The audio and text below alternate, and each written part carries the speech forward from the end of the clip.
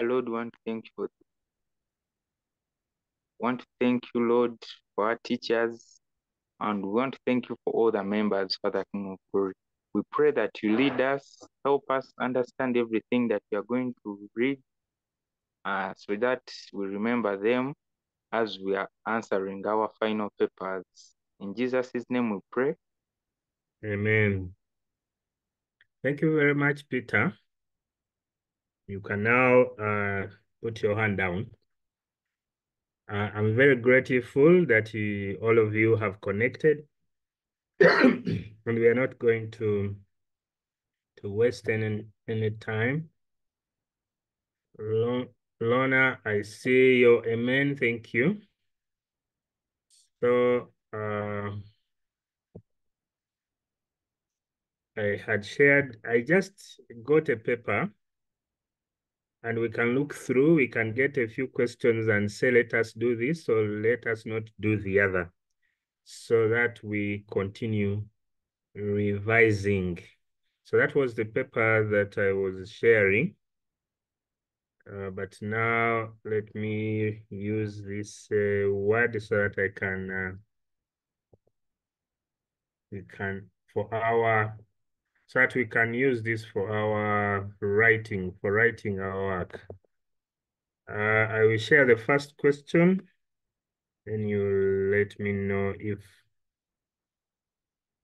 we can discuss it or not. Okay. Our first question is from coordinates and the straight line. Talking about the lines, the coordinates and the straight line, talking about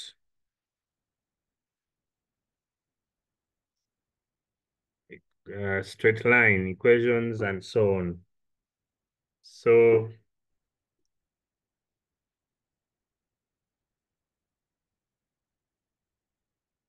just to have my cursor in the right place, I think my cursor was in the right place. Okay. Can I have a volunteer to read us this, what I've shared? Open your mic and read.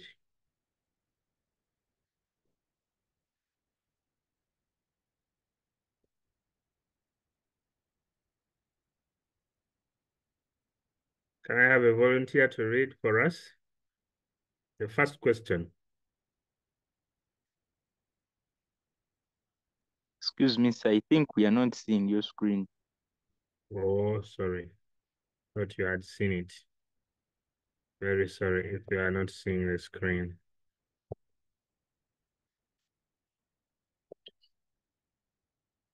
Are you seeing it now? Yes. Okay, may I have someone to read for us? Jojo? Find the equation of a line parallel to y minus 3x plus 5 is equal to 0 and passes through the point of intersection between the lines 2y plus 3x equals to 5 and 3y minus 2x equals to 14. Thank you very much. Should we go through those coordinates and the straight line? Or it is a normal and something that we may not have to spend time trying out? Or each one will try on their own? Teacher, we do. We do try. Okay. Tell me, what are the things that you think are important in this question that we should do? What should we do?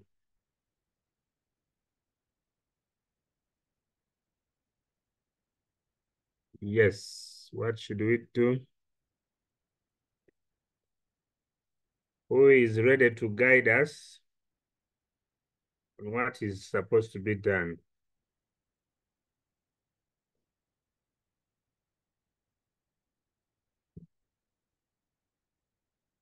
You can open your mic.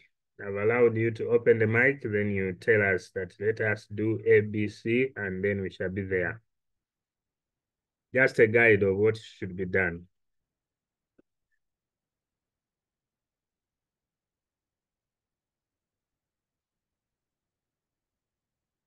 We find the value of x and y for the last two equations. We Find the values of x and y. for what, Lona? Lona, we find them for what? What is our interest? What are our interests? Finding the point of intersection. Let us get first the point of intersection. How do we get a point of intersection of two lines? How do we get a point of intersection? Solving them simultaneously. Solving them simultaneously. May I request that each one of us solves the last two equations simultaneously so that we get the point of intersection? I'm giving you a minute. I'm doing the same thing. So when I get the answer, I expect you to have got the answer as well.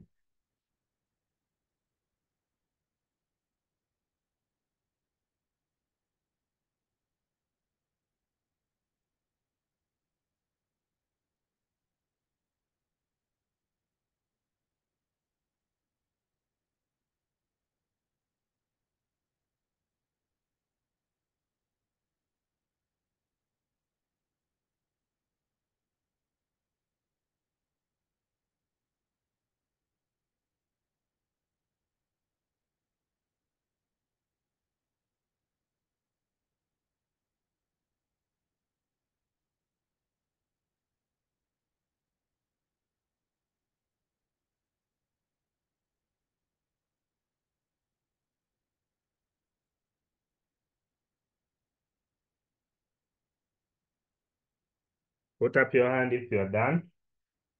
Like my hand should be up because I'm done. Thank you, Almo. Precious, good.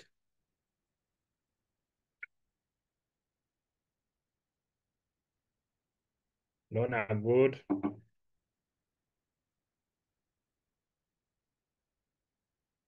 Okay, Precious is the new, can we hear from Precious? What is the point that you got? I got x as -1 and my y is 4. Thank you. Almo has already posted the same, and I'm sure Lorna is saying the same. -1, 4. I'm also saying the same. Now we have 1 point on the line that we are interested in. Remember, we are interested in a line, and we are getting the equation of the line. This line that we are interested in, whose equation we are finding, is a line that passes through the point of intersection. It is a line passing through the point of intersection. Maybe that point of intersection is this point, somewhere there. We can call it point P, and we are saying this point of intersection is -1, 4. But at the same time, we are saying this line is parallel to another line. This line is parallel to another line. If this line is parallel to another line, what does that do? This line is parallel to another line. So what does that mean? If the two are parallel, so what? They Parallel don't to meet. another line. Yes, please. They don't meet. I like that. Jojo. The That gradient is That equal to don't meet is not so much mathematical. Sir, You the would say, gradient of one is equal to the gradient of the other. Irene, you are finally here. The gradient of one is equal to the gradient of the other. When lines are parallel, that is the mathematics behind parallel lines. When you say they don't meet, you are talking like NLM man. NLM man will tell us they don't meet, but you talk as a math student. They have equal gradients. Thank you, Ezra and Lorna. Same gradient. And I think someone else. So thank you. Precious also. Same gradient. So that is very important. So it means for us to get the gradient of this line that we are interested in, we should look at the gradient of the other one, which is parallel to our line. Can I have that gradient, please?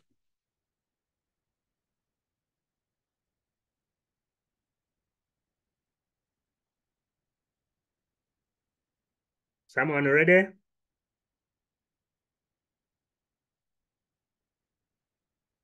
Gradient of the line that is parallel to this line that we are looking for. Someone ready?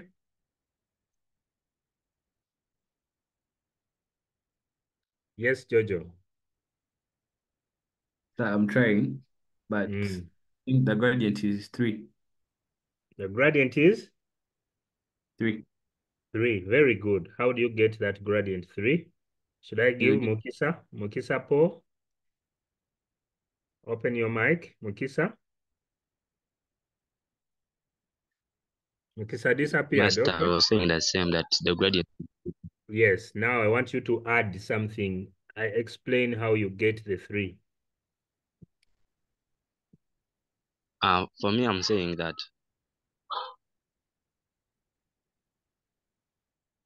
Because I haven't heard what you're saying. am I heard? I can hear you, but you Am I have heard? kept quiet. Yes. Master, I was saying that Go ahead. if we take the negative 3x plus 5 the other side, Rearranging our equation.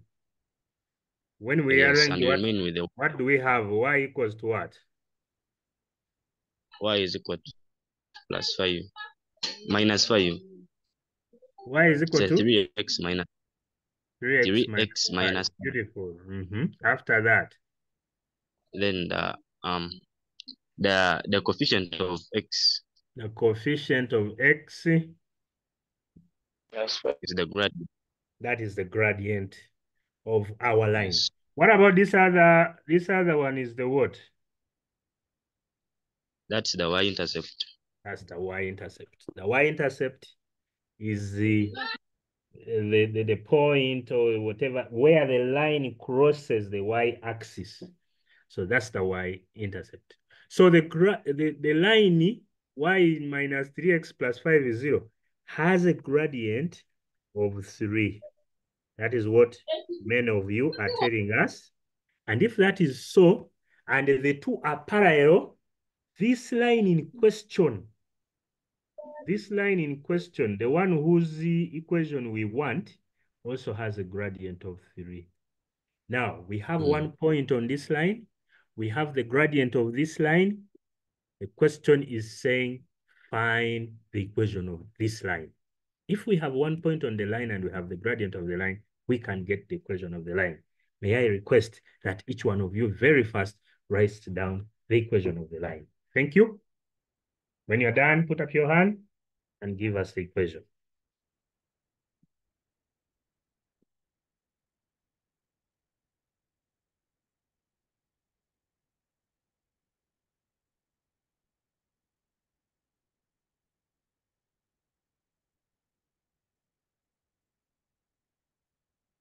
I like Precious. Precious is already there, guys. But Precious, we are going to wait. Mukisa is there. Mukisa is already there. Precious is there. Any others? Irene is there. Beautiful, guys. I like this. Any other person who is there? I can see Christabel, my co-host. Almo, you are also a co-host. Almo. Thank you. Okay, let me hear from who is a new face here. Irene, where are you? Today, I think you're a new face. Irene, are you there? Hi, Nakakande. I'm here.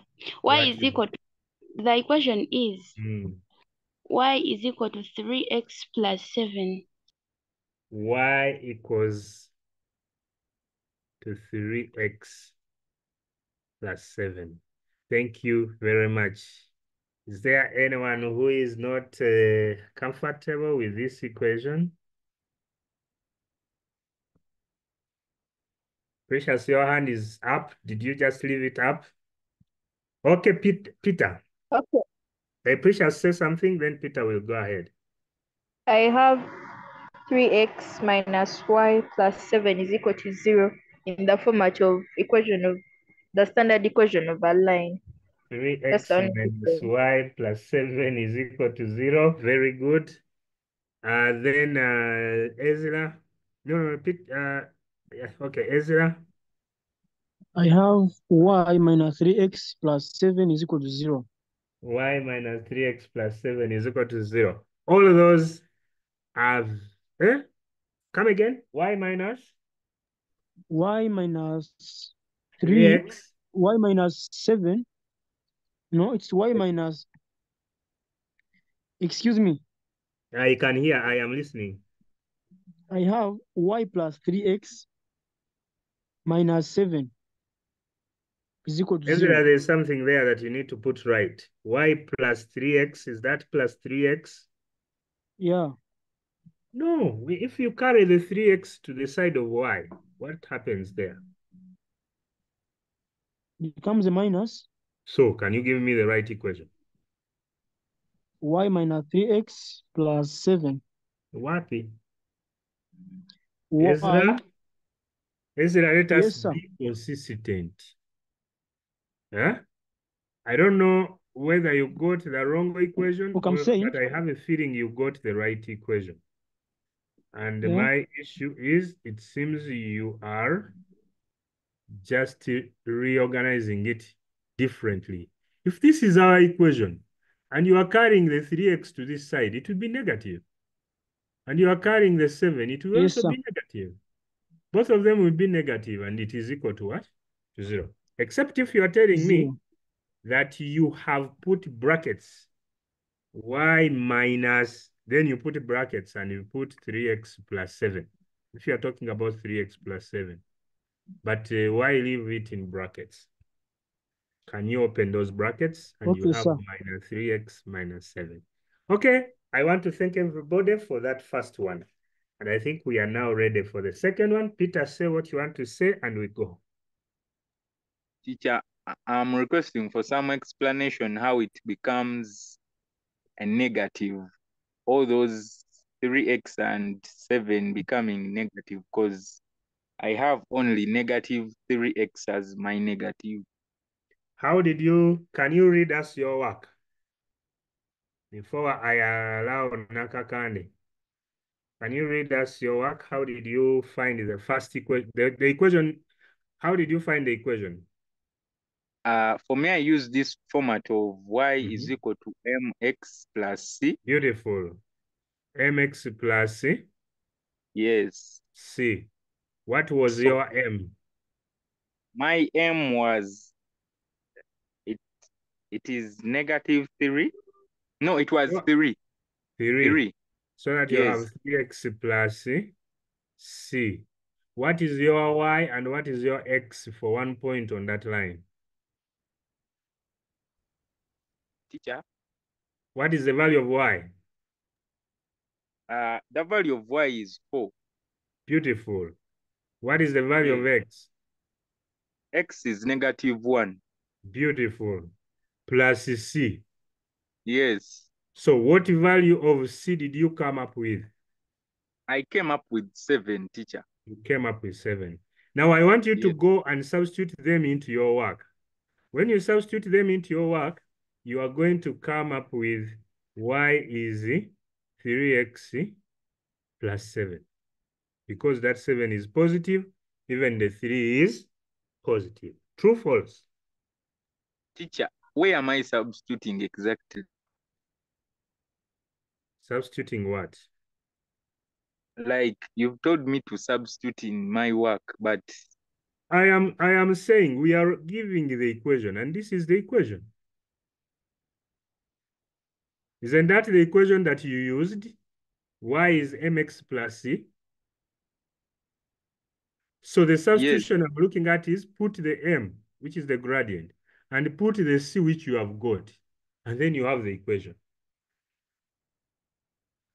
Peter, Okay, is that thank you. fine? Huh? Yes, teacher.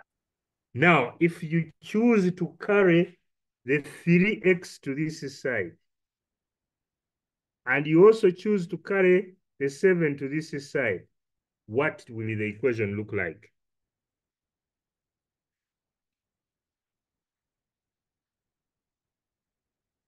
Peter? Yes, teacher. They will become negatives. Both of them will become negative. So that our equation is? It will be y minus 3x minus 7. Which is equal to? Which is equal to 0. To 0. What makes an equation? That word equation.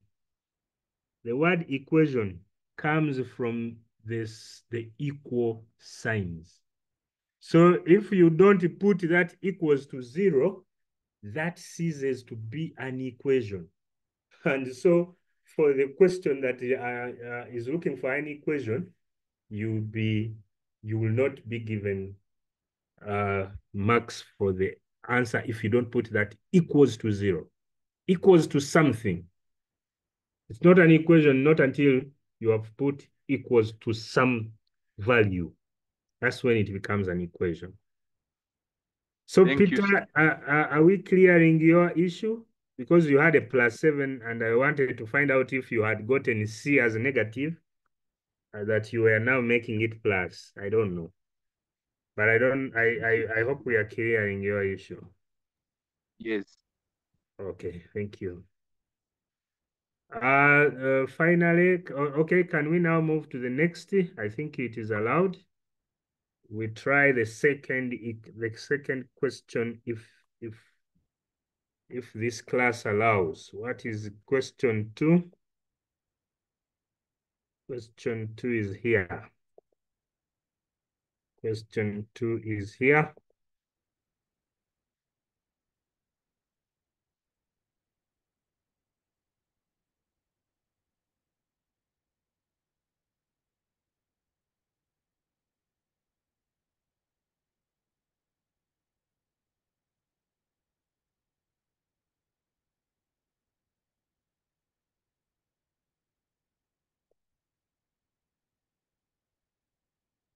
That is the second question, and if someone can see it, I request a volunteer to read for us, for the rest of us.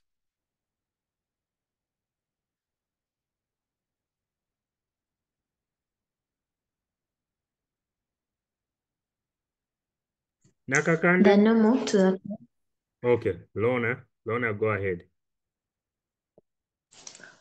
the normal to the curve y is equal to x cubed plus cx at the point 2D has a gradient a half. Find the values of C and D. Thank you very much.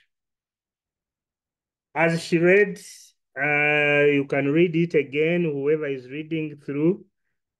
Personally, I'm waiting to hear for your submissions. How should we handle this? The question has given us a curve, and it is talking about the normal to this curve. And it is talking about the normal to this curve at a particular point. And they have given us the gradient of that normal. So how do we relate? It's very important to relate. What kind of relations are you getting here?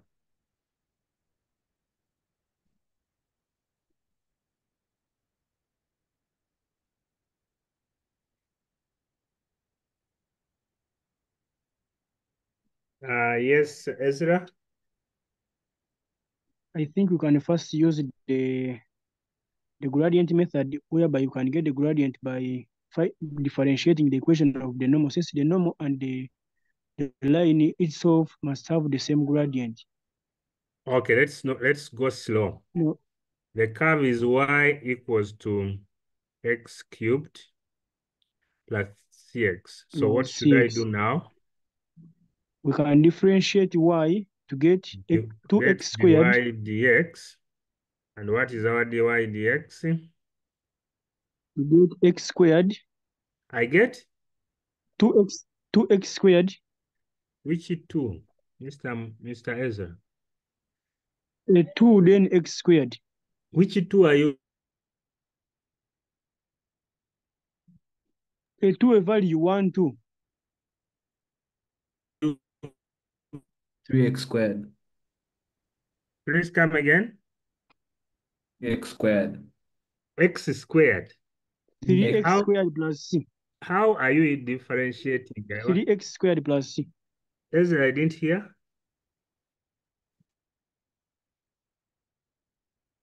Ezra, I didn't hear.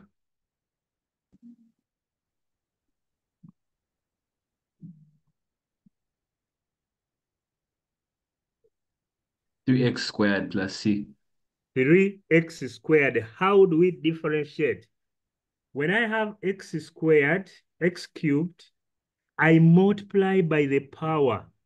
I think that's why I kept asking, which two are you talking about? Where are you getting the two from?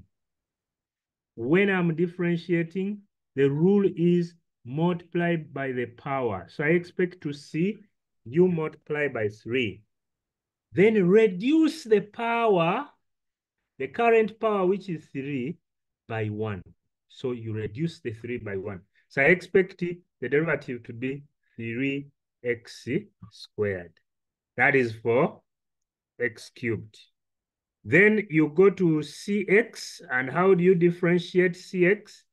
The c is constant, don't touch. Differentiate the x. So how do I differentiate the x?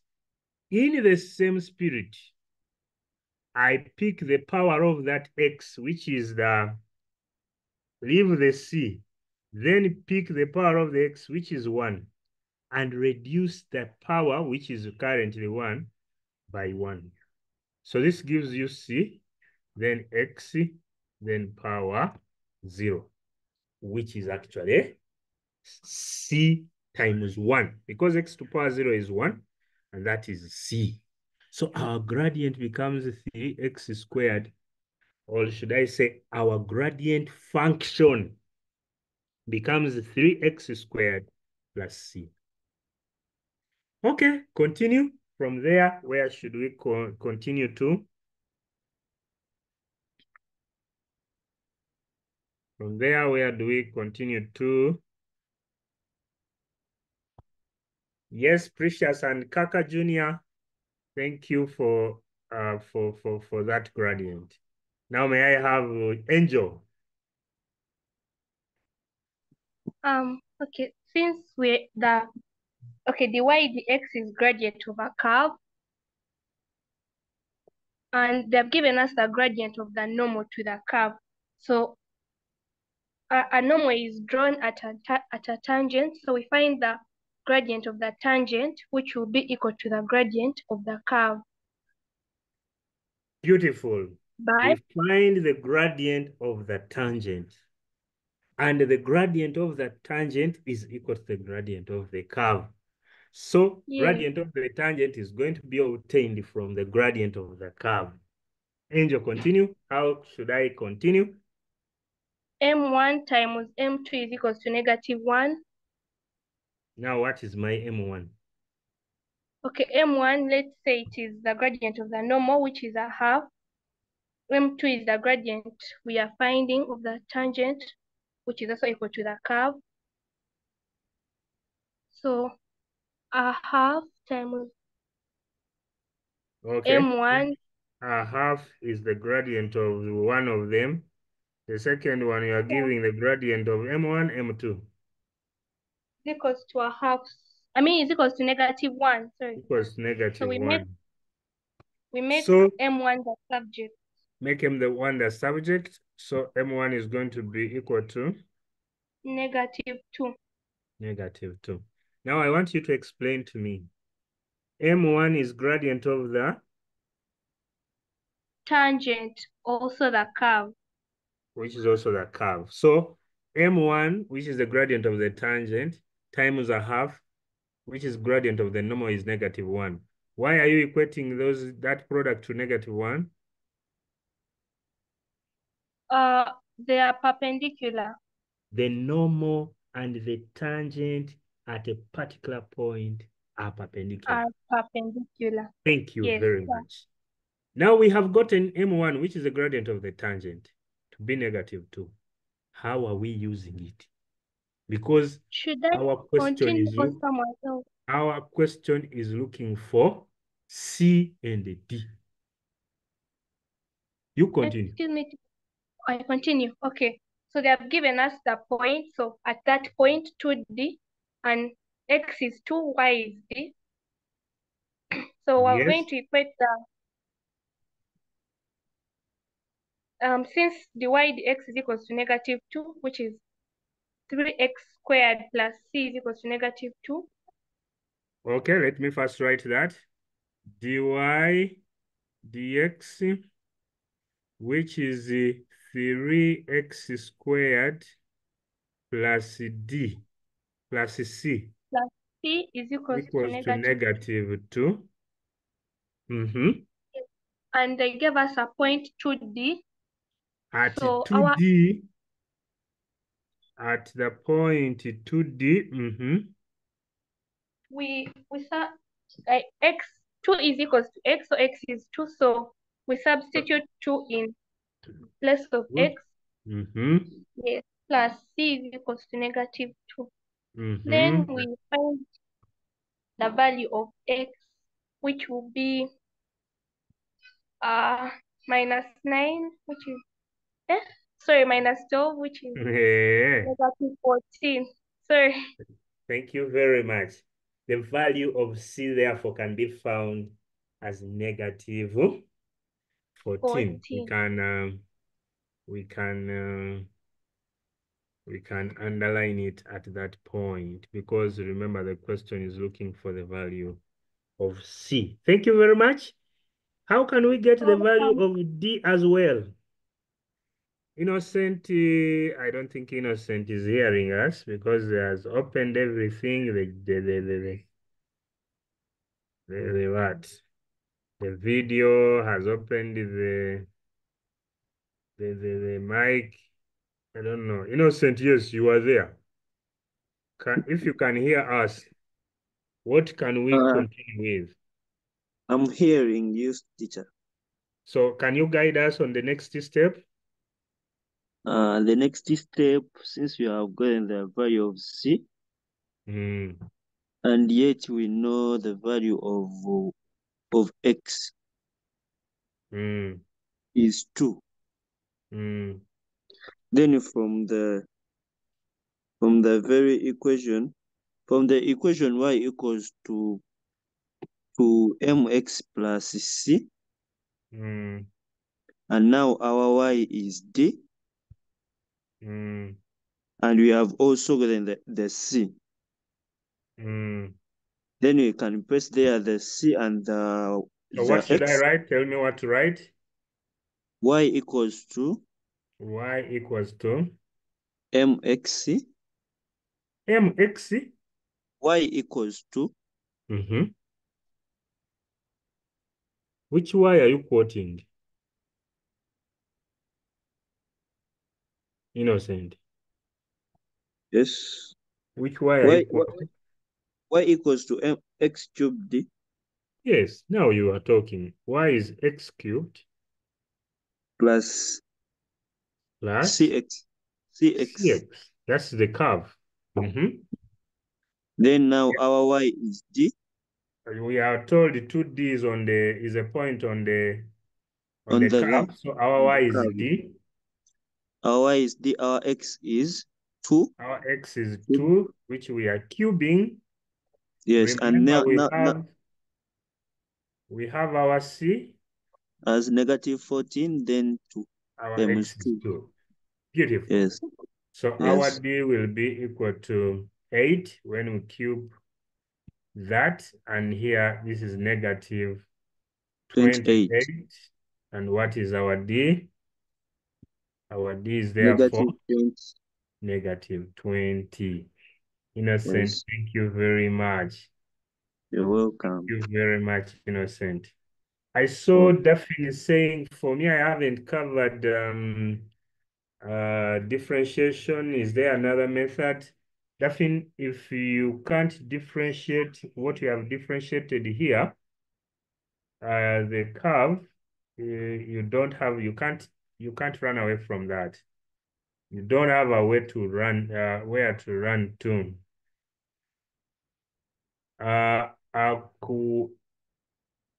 Who is this? What is this name? Ahmad. Ahmad, I don't understand. Ahmad, it is not very good for you just to say, I don't understand. Put up your hand and explain where you want help. Then we shall see a way of helping you. But when you say you don't understand, so how do we start? Eh? And it is not true that you don't understand. How can you put such a big statement on your name? You do understand, but you are not picking what we are discussing here.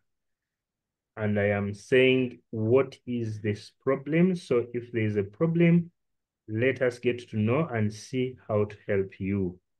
But when you say you don't understand, it becomes a little bit tricky. How do we help a person who does not understand?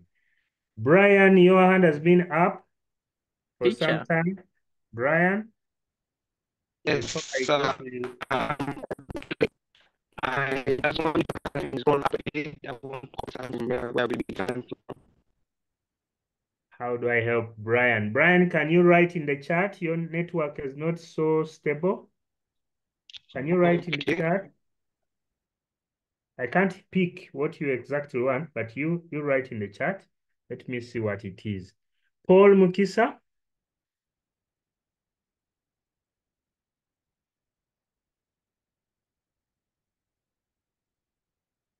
Paul Mukisa? Okay. Innocent? Sure. I'm just asking, whenever we are given like an equation, let's say when x is squared or cubed, we have to first differentiate. Oh, you are looking at the equation, the gradient of, that is gradient of a curve. When we are we getting the talk about gradient, if our equation is giving a curve, yeah, what is its gradient? Its gradient is divided obtained by from dx. dy Divide dx. by dx. Yes. If Okay. it is a straight line, you still can get the gradient by differentiation.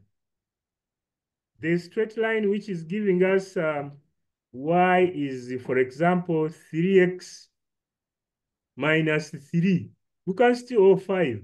You can still get it by differentiation. What is dy dx? You will differentiate and still get the gradient. It is 3. 3. Yes. The only difference is, for the straight line, we can also use our other method of, it is obvious I can see it as the mx. That is the difference, that we can still differentiate, or we can obtain it using this other already known. This other principle which we already know. Okay, But thank you. which principle is working for straight lines only. But the differentiation works for all types of curves. So it can work for a straight line, it can work for curves. But only that for straight line, when you differentiate, you get the gradient straight away.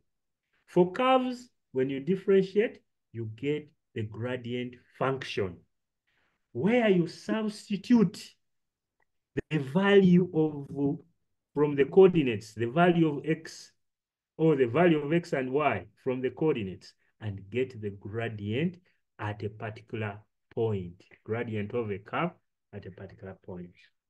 I hope I'm making myself clear. I had requested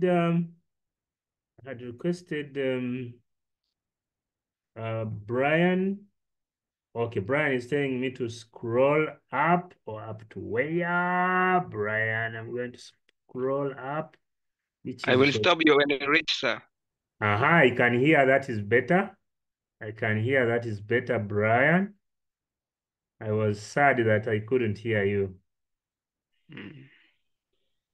Well, it start from, yes, no. Down a bit. Yes, there. Right? Yes, Brian.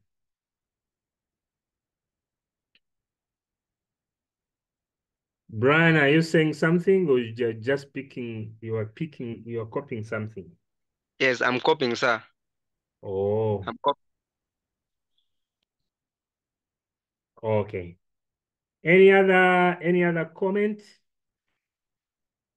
other than the comments of Brian, who is just picking this. Any other comments?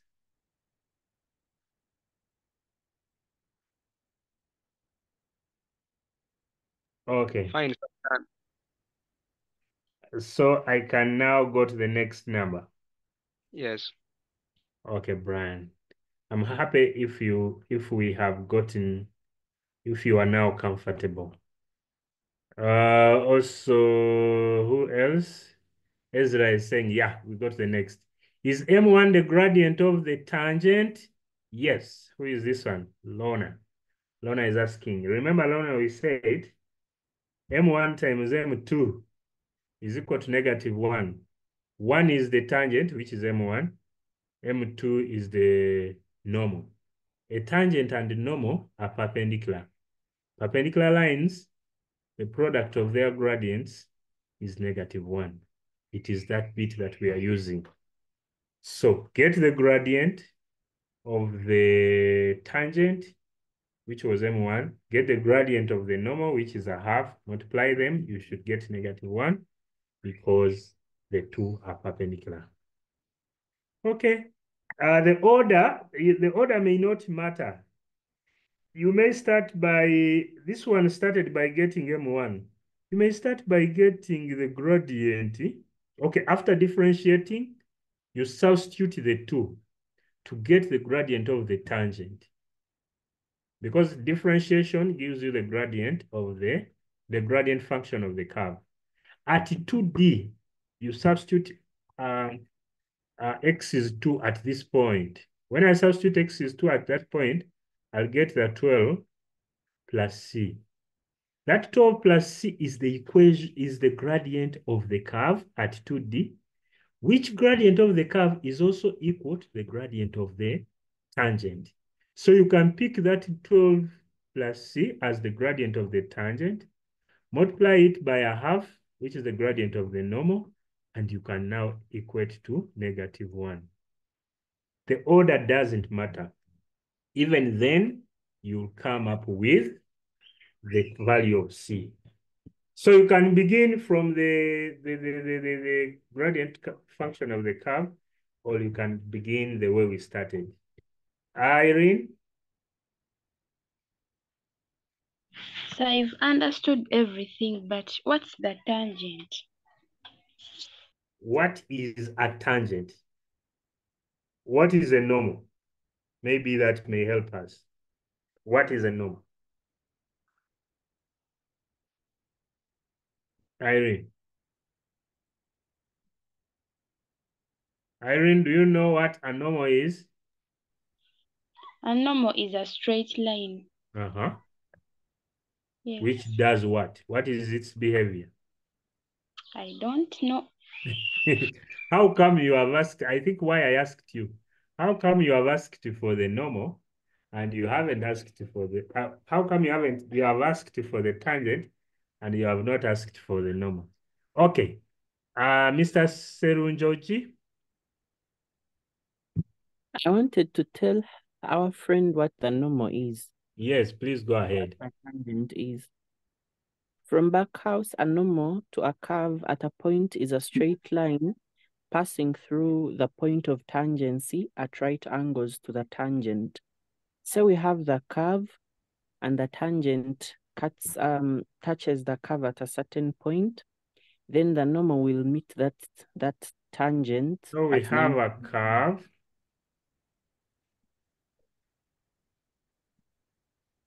Oh, my curve is not well curved. Should I curve it better? So we have a curve. Come, Mr. Serunjoji.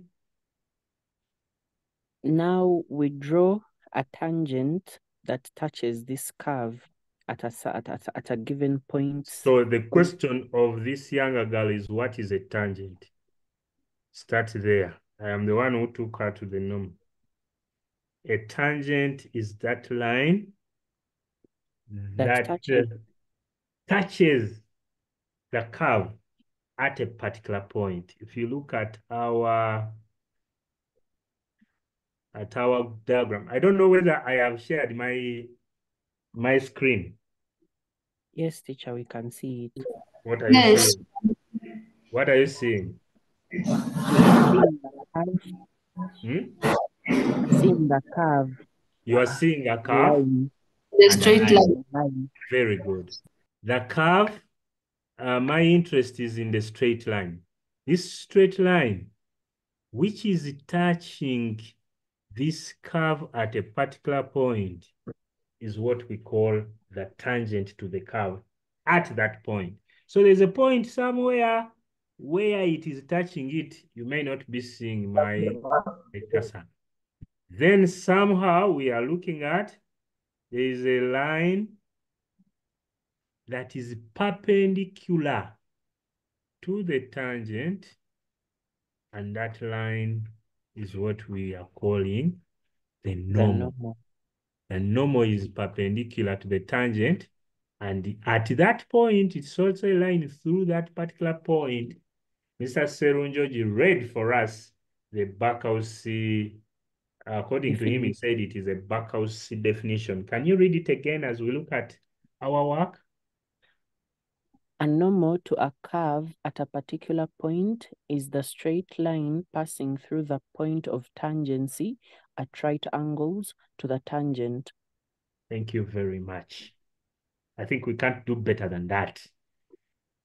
I don't know, Irene, if we are answering your question. I get it now. You get it now. So we have a curve.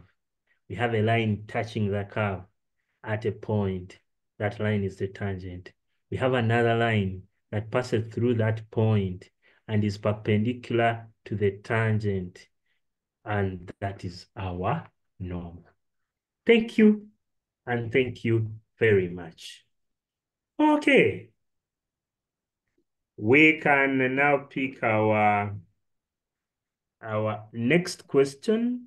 We can now pick our next question, which is the third question. And what does the third question tell us? This is trigonometry.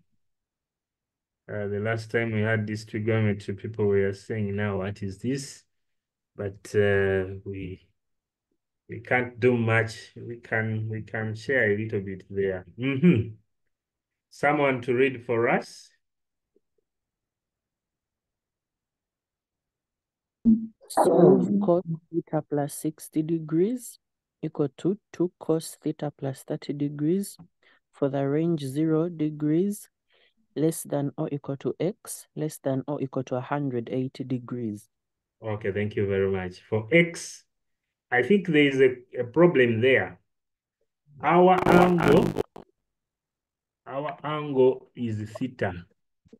So this should be a range of theta, not a range of x. I don't know whether you are seeing the same thing that I am seeing there. This should be a range of theta, not a range of x. Theta lies between 0 and 180 because the question is in theta, not in x. That was a mistake, definitely. Okay. Can I hear people? How can you go about this? Can we have suggestions? There are many people who were saying, trigonometry, we still have a few issues. And they wanted us to discuss trigonometry. Unfortunately, I don't know whether you have discussed with Mr. Stephen Kaziba. But if not, we can today share it here and agree on a time when we can meet and discuss trigonometry. But for today, let us go through this number. Yes, Innocent. So first of all, this is a double angle formula. Where we have theta and 60 degrees, and on another side, theta and 30 degrees. What is the formula? We are going to first expand, whereby we get cos theta. Cos theta. Sin 60. Cos of theta plus 60. Okay, equals to cos theta Sine 60. Sine 60. Minus, because where there is cos, when there is a plus on that side, this side is a minus. Minus sine theta. Then cos 60. Okay, thank you very much. Innocent is taking us there, but he's missing a small thing. Innocent, you're missing something. Small, you don't have to worry. What I could say, please, we have these formulae in our mathematical tables. I don't know whether you have mathematical tables, but I have a copy here. You have them. Go there and tell me the page. Where is the trigonometry and what is this? In the first place, let me first look for it. Let me look for it here. I am also looking for mine. Okay. I'm not yet there. If I'm slow.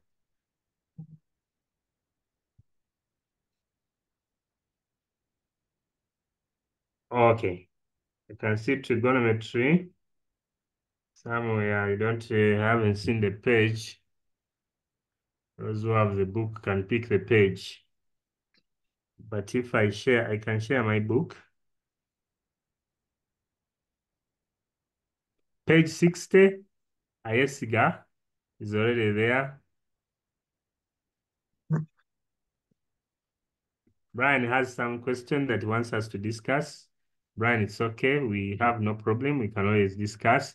Page 60, trigonometry. Let me share with you page 60 here. Page 60, where is it? Is it this one? Maybe. That is trigonometry. Those are the trigonometrical identities. And we are now interested in identity 13. What is identity 13 saying? We are interested in identity 13 there on that page.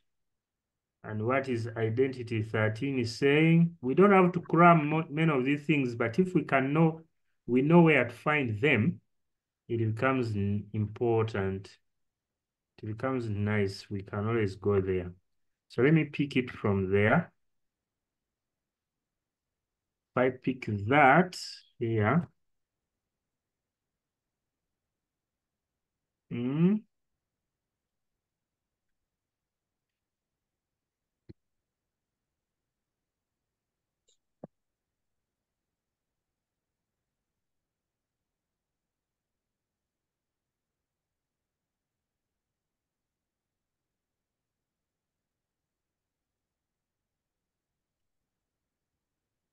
I hope you can see what I've shared.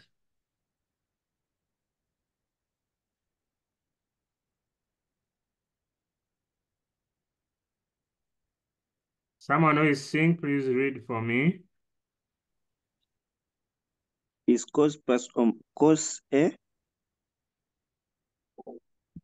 So the identity is the cosine of A plus B. What is the cosine of A plus B? It is the cosine. Innocent, are you following? Yes. Read for me what you're seeing. Cos A cos B. Ezra, you can also read together. Cos B. Minus. I like that, Innocent. Minus. Sine A. Sine A. Minus B. Where's the other minus again? Sorry, sine B. Beautiful. So yes. Do you see the small thing that you had mixed up? Yes. There was a small mix in what you quoted. So let me actually rub it and we can write it again. Let me delete it. We can write it again. So what is it? that we should be using that identity. Which identity you can always pick from? Which identity you can always pick from?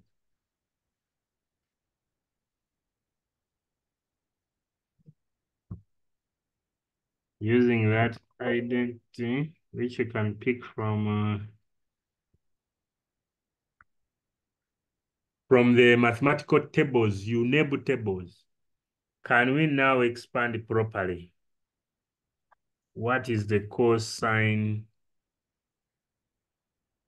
Sorry, what is the cosine of,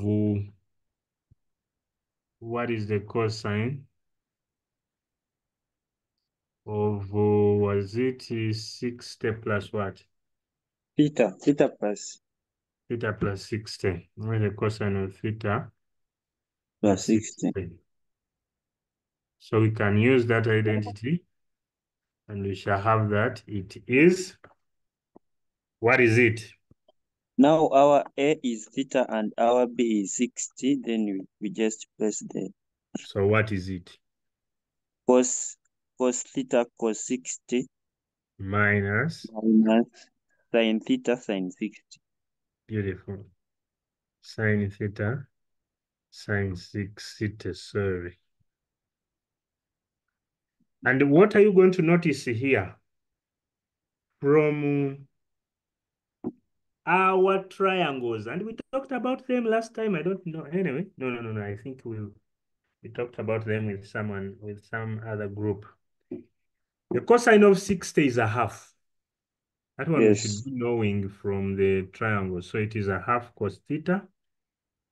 And the sine of 60 is √3 over 2. Those are values that we can get without using a calculator from those triangles, which we did at O level. So that one can give us that. And then the other is cosine of theta plus 30, which is exactly the same thing, cosine of theta plus 30. So the cosine of theta plus 30 will give us, from the same identity, the cosine of theta cosine of 30 minus the sine of theta sine of 30. And when you go ahead to simplify this, it will give us cosine of 30 is √3 over 2 cos theta, and the sine of 30 is a half sine theta. And so when we put it in the equation, what is the equation saying? The equation is saying that the cosine of 60 plus the 30 of theta plus 60 is twice the cosine of theta plus 30.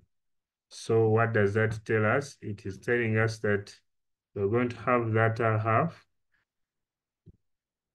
cos theta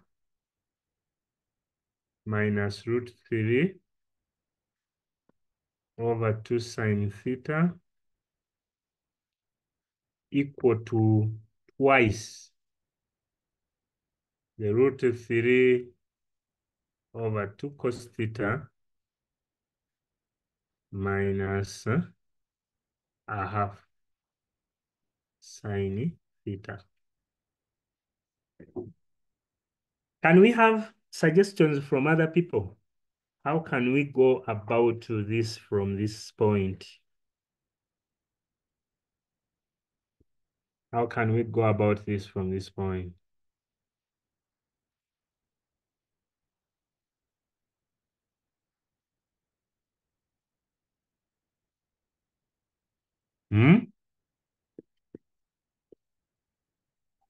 Please look at cos theta as any unknown, and also look at sin theta as any other unknown. We get the LCM. Okay. We are dealing with fractions. What is the LCM of the denominator? It's 2. It is 2. Where do we take it? Junior wanted us to open the brackets. Junior, that's fine. That's fine. It's not the only way. We have the LCM as 2, so what do we do? And cos theta minus root 3 sine theta over 2. Cos theta minus root 3 sine theta over 2. Why did you get that LCM? Because they are common. The numerators are common on the both of them. Okay, but we can now start from there straight away. If we want to get rid of the LCM of the multiply through by 2 on both sides. So you are going to multiply the left-hand side by 2. If I multiply by 2, this whole left-hand side, and you multiply again by another 2, this whole right-hand side. The 2 definitely on the left-hand side will cross this one and also that one, which is the LCM.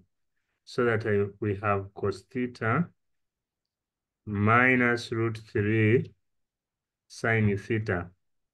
So you are getting rid of fractions. This is second 2 also.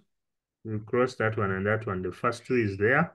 So you remain with the 2 root 3 cos theta minus 2 sine theta. Then you can collect the like terms, the sine, and you can also collect the cosine. I will bring the sine to this side so that I have 2 sine theta positive minus root 3 sine theta. And on the right-hand side, I have 2 root 3 cos theta.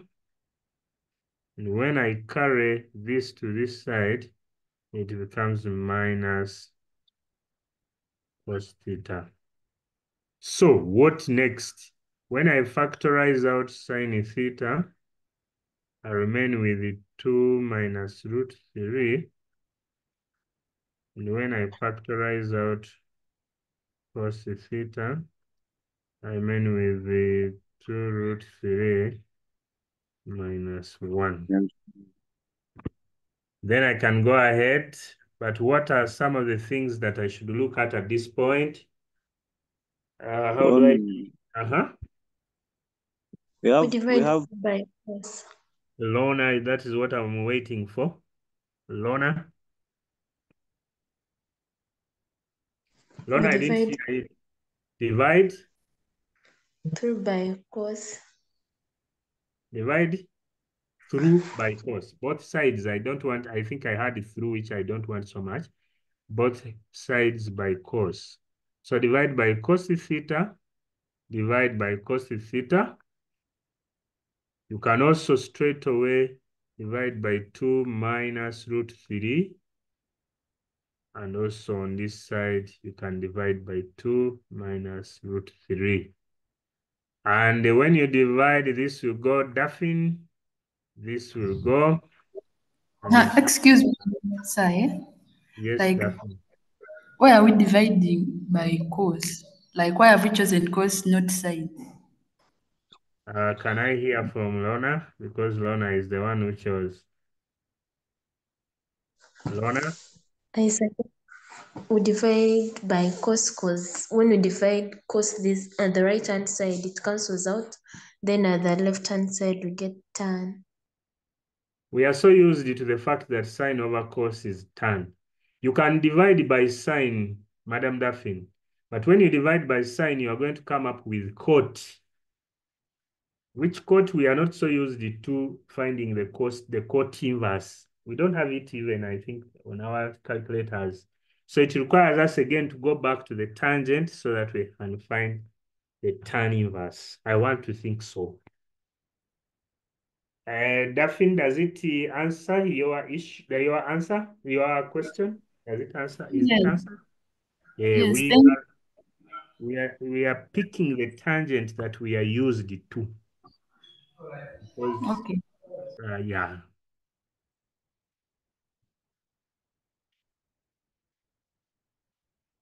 Okay, continue.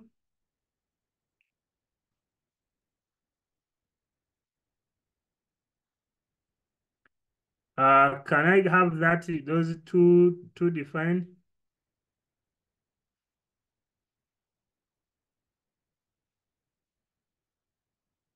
Can I have the simplified? What is it that we have simplified there?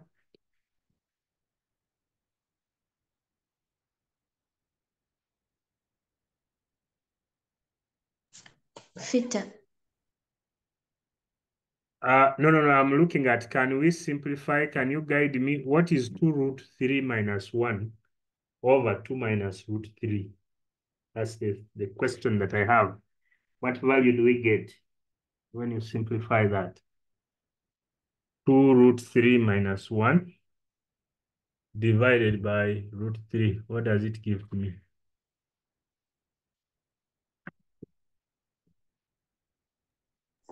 Is 9.196. Thank you. You said 9.1. Yes, you were scaring me because I didn't expect it to be that big.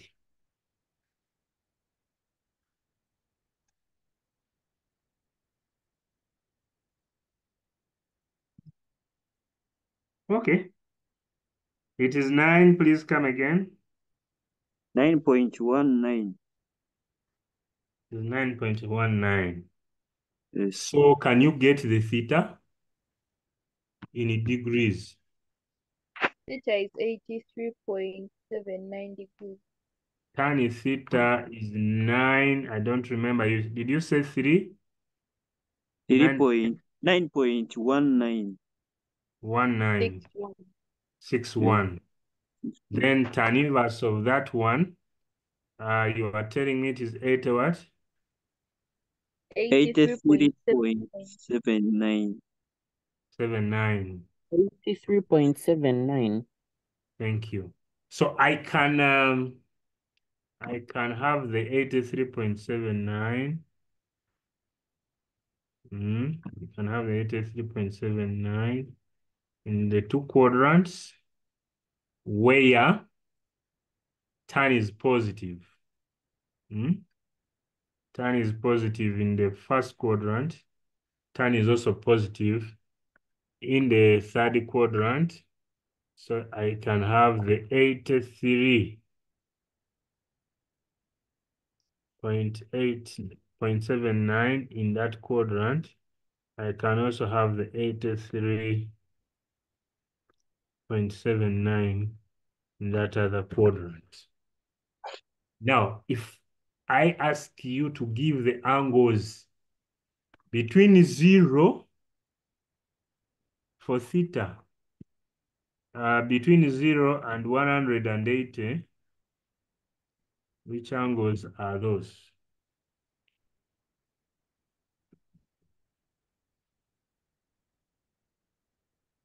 Give me the angles between 0 and 180. 83.79. 83.79. Only. Thank you very much. The next angle in the 3rd quadrant is bigger than 180. And they told us to stop at 180. Teacher Henry. Teacher. Yes, Ahmad. Teacher, why don't we also include the ones that come from the other side? Which other side? This one here? All the way from this quadrant where cosine is positive. Yes, this one up to here. Yes, and also from this side where in this 4th quadrant going to the quadrant where all are positive. And also this one. Is it this Yeah, one? like Coming that. to here. And also this one coming to here. Yes. Oh, thank you. Is there someone who can guide on this? Yes, teacher. Go ahead and guide. Why don't we include them? That is Ahmad's question. Okay, now according to the range, we look at the range. And our range, it is positive. It is positive 0, less it is positive 0, theta, then positive 180. So we take the positive answers, and those are in between the range. Now our range is 0 to 180. That is, we get only one angle. If it was 0 like to 360, we had to include also the other one in the tan quadrant. That angle after is more than 180. Then Yes. the angles on this other side, what happens there? Lorna?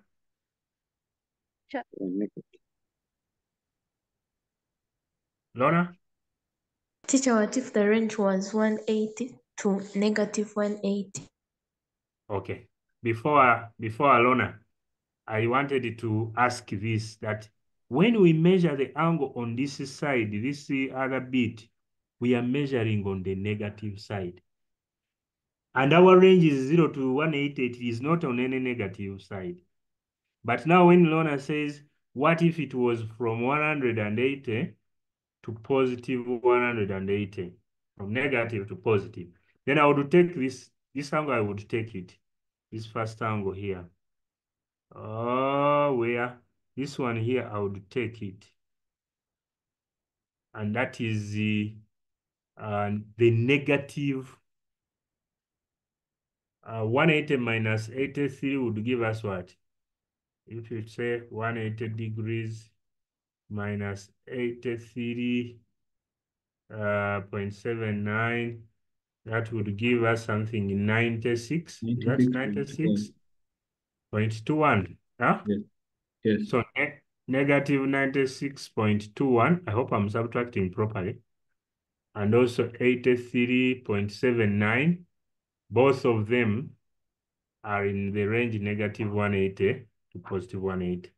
When I take this other one that don't remember who was asking, this is the negative 180, then negative 270, then beyond, it is very small. It would not be in the range negative 180 to positive 180. That would only come if I had maybe negative 360 to positive 360. That's when I would have 4 angles. If I'm taking negative 360 to positive 360, I would have 4 angles. Where are they? If someone can show me those 4 angles. If it is from negative 360 to positive 360, I would have 4 angles. And where are those angles? I don't see. I would have this angle in this, that would be the smallest angle up to here. Then I would have this one up to here. Then I would have the positive one from 0 to there. And I would also have this one up to there. Those would be 4 angles. Okay, thank you very much. What do I have? I think that is what I have. Can we now look at the next? I think it is good manners for us to look at the next. What do we have next?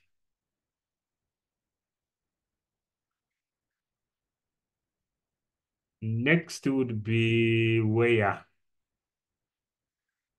Before that, okay. Yes, Precious is positive about continuing to the next question. Oh, I left my work at where? At the mathematical table.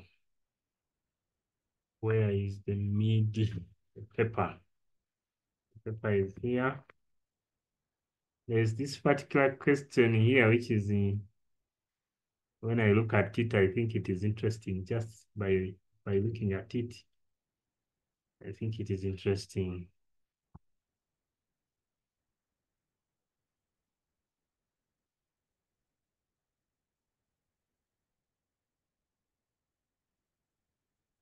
That is the 4th question. If you are seeing it, please read it for us.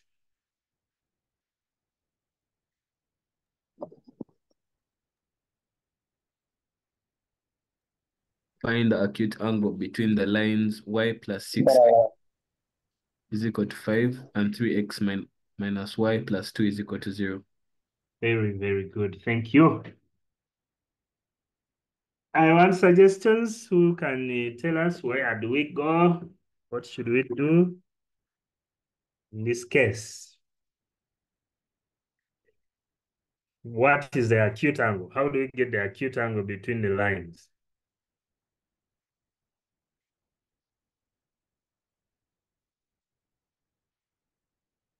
Any suggestions? Acute angle between the lines? Any suggestion that we have?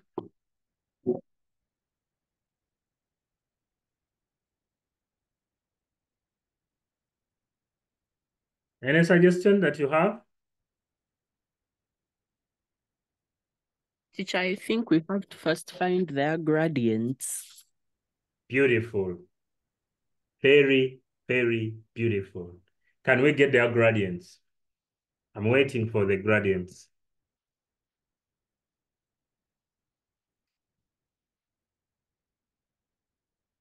If you have the gradients, please give them to me. Rearrange, and you have the gradients. Give me the gradients. Rearrange, and you have the gradients. M1 is -6. Someone. Oh, Lorna, can't you charge? Please charge.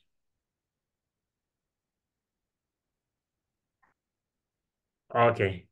Someone is getting the first gradient.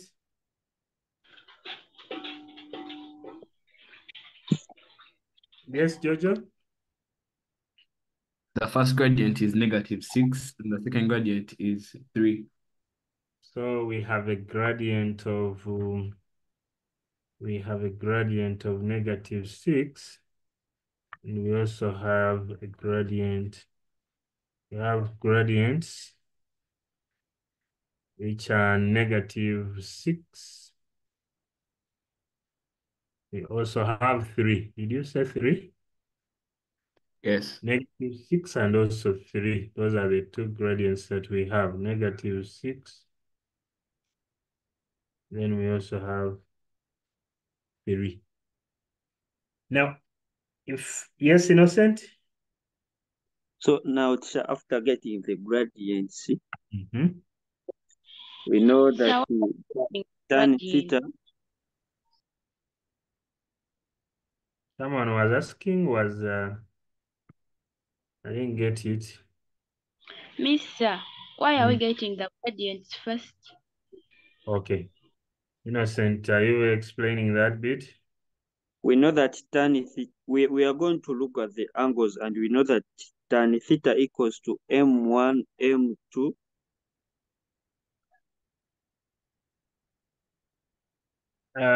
Innocent, someone is asking, why do we find gradients?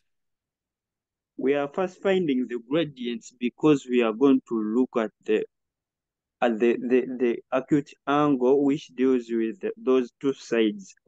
And those two sides, the angle is formed in between the lines, and you have to get their gradients such that we can get the angle from the formula tan theta equals to M1 plus M2 over 1 minus M1 M2. Okay. Thank you, Innocent. Master, I've not got it at all. Irene. No, I wanted it to give some explanation, Irene. Okay, I can call this angle theta. Now, I want you to, first of all, to appreciate the fact that a positive gradient will be an inclination from left to right above the x-axis. A positive gradient is an inclination from left to right. Excuse me, sir. Above the positive, to x-axis. Yes, please. Excuse me, sir. You are excused. Please go ahead. Which topic is that? What is your Sir, problem? Nakakane. I'm not getting anything. Nakakane, this is coordinates and the straight line.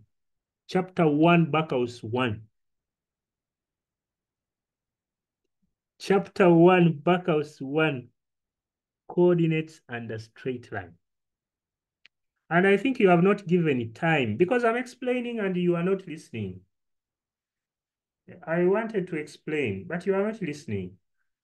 You are disturbed and you are complaining. Please give a little time, Nakakane.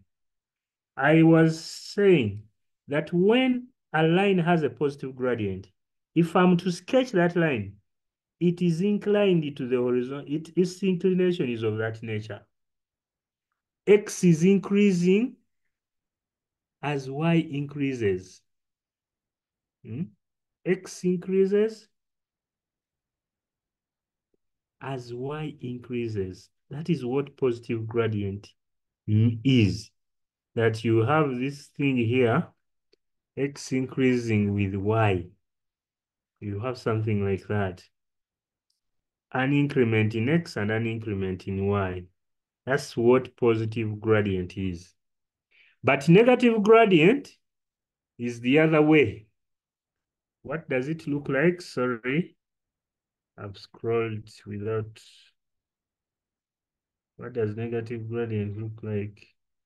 Have I scrolled or my God, or just lost my work?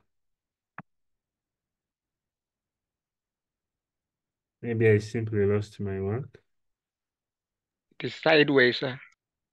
Oh, I scrolled sideways. Thank you. I'm sorry.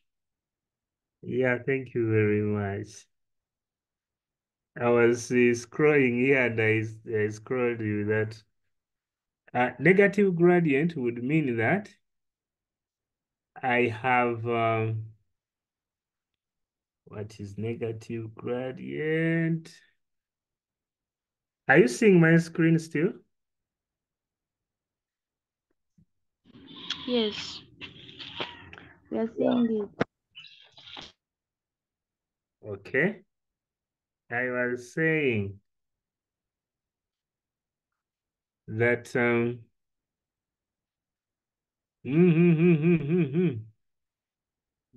I want here to allow me not seeing this. Okay. That a line with negative gradient will be inclined in that form, having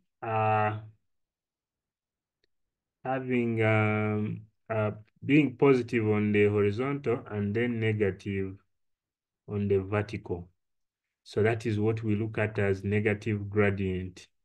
It is positive here on the horizontal and negative on the vertical. So that, sorry, that's negative gradient. Positive on the horizontal and negative on the vertical. So lines with the positive and negative gradients can be sketched. So that's why I sketched it. I made this kind of sketch here. That my line with positive gradient 3 is this one, this is the line with gradient positive 3. Line gradient positive 3. Now, if I took this, yeah, it is not coming out nicely. If I took this line here, from here, then I would be talking about the fact that I can get the angle theta, which is the inclination between the horizontal and which is the inclination above the horizontal of my line. From our definition of trigonometric ratio, tan, because someone had already actually talked about tan. Tan means opposite. Which opposite is the change in y out of the adjacent? Which adjacent is the change in x? And that opposite out of the adjacent is the definition of the trigonometric ratio tangent. So I can comfortably write that the tangent of theta, I can comfortably write that tangent theta, tan theta, equals to the change in y out of the change in x, and my change in y out of the change in x is the opposite out of the adjacent, and that opposite out of the adjacent is also the gradient. I don't know which one is first. Is also the gradient, which gradient is actually 3. So I will get my theta from the first positive angle, that is the tan inverse of 3. So if you go to your calculator, what is the first positive angle? That is the tan inverse of 3. That gives us that angle.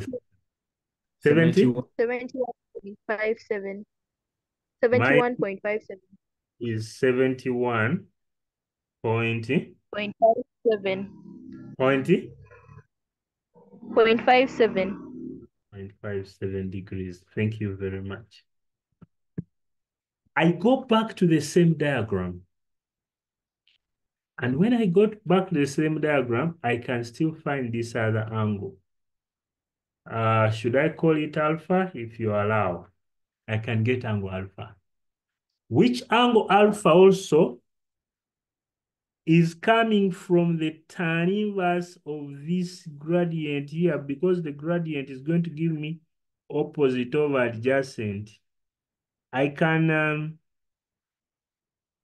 opposite out of adjacent. So I'll get, I can dodge the negative bit of it and simply say tan alpha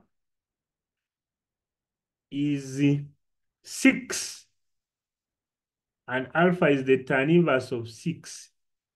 The negative is only giving me where my angle, the position, or the negative is only giving me the fact that my angle is in the lower quadrant, the fourth one now from my sketch. So I can dodge that negative, but even if you had it, it will still just give you negative angle. Negative is just giving you the position of that angle.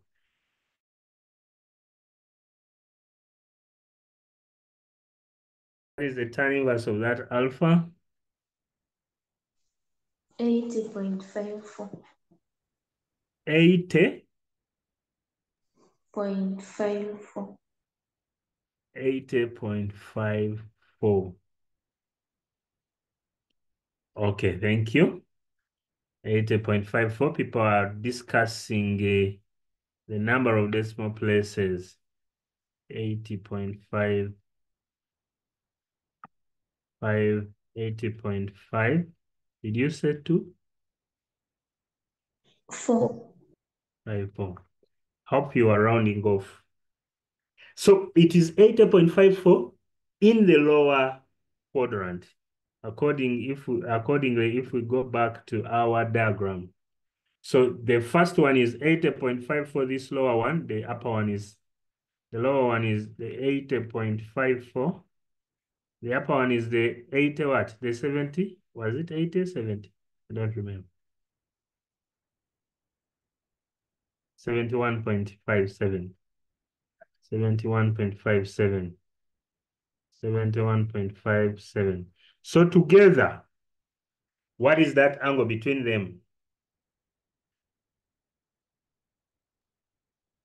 Together, what is that angle between them?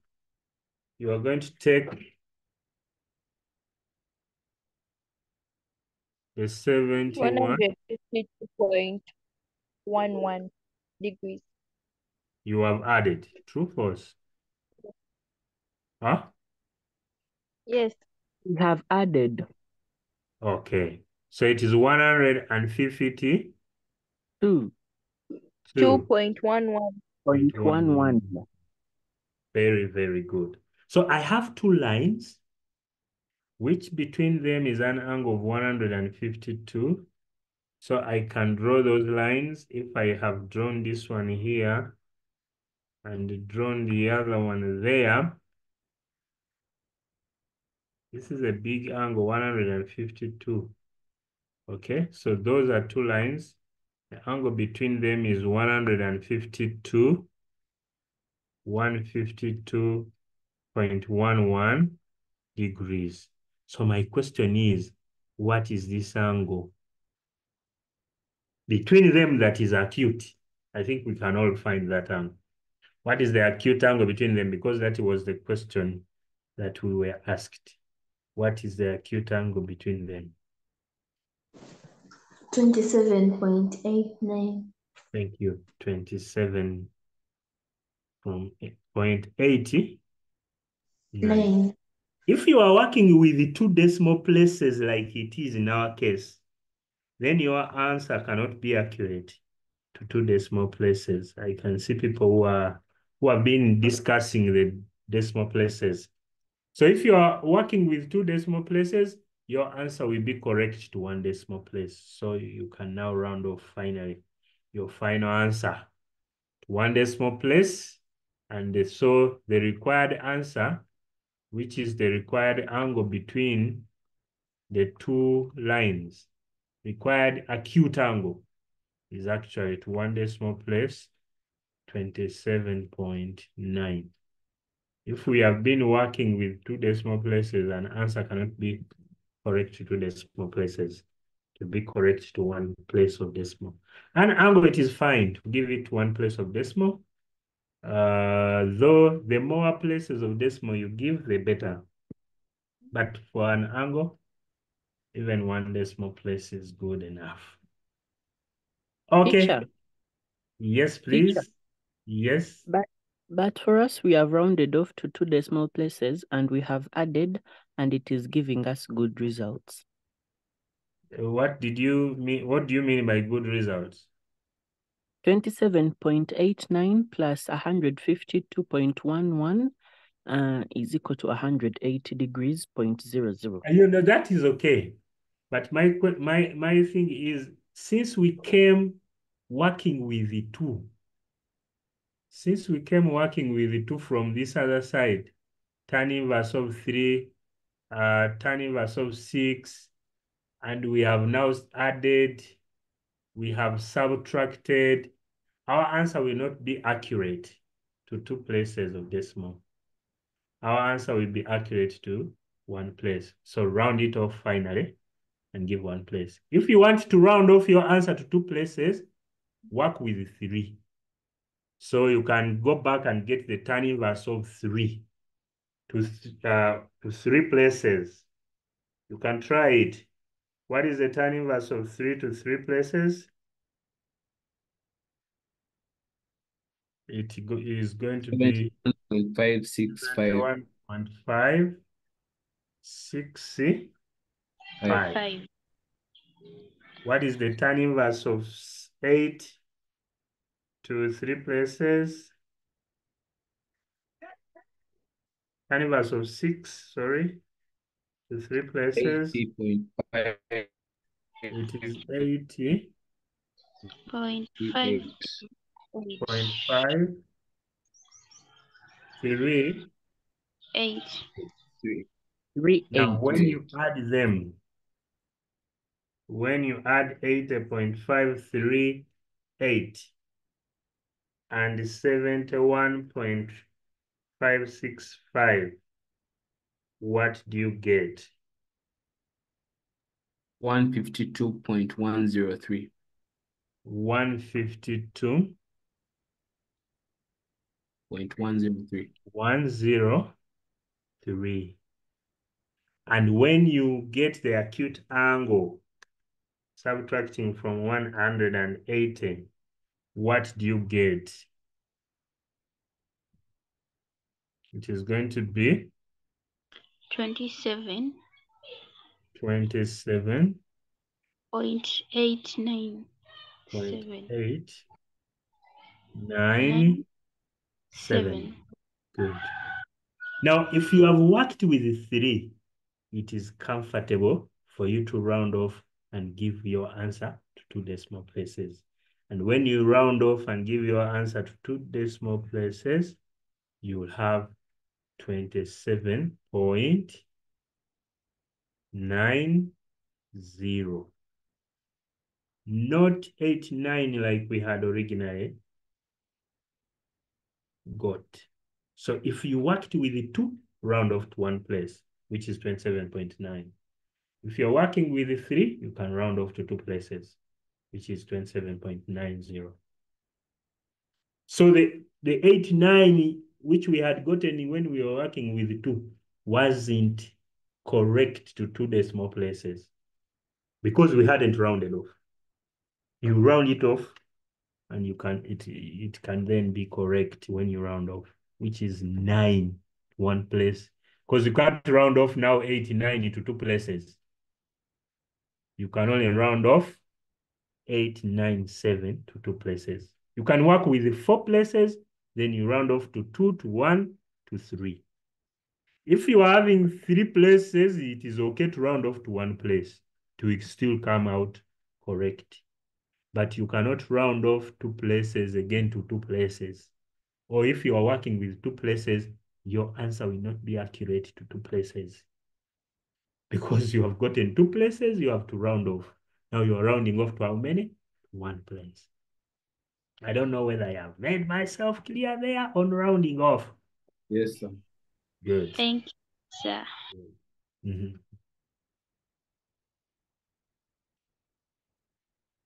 Okay. We are almost there. Let's have the next. I'm glad if you can get a small thing, but I'm also emphasizing that please work with your mathematical tables if you haven't mastered the formulae. Someone asked, and I think that was a great thing. This there's someone who had called it a double angle. This angle wasn't this wasn't the double angle formula. It was the compound expansion, and I think that was good.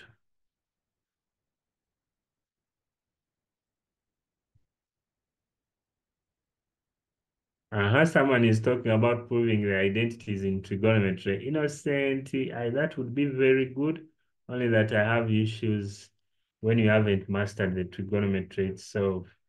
I'm kindly requesting that after this number, you may scroll back to the previous number.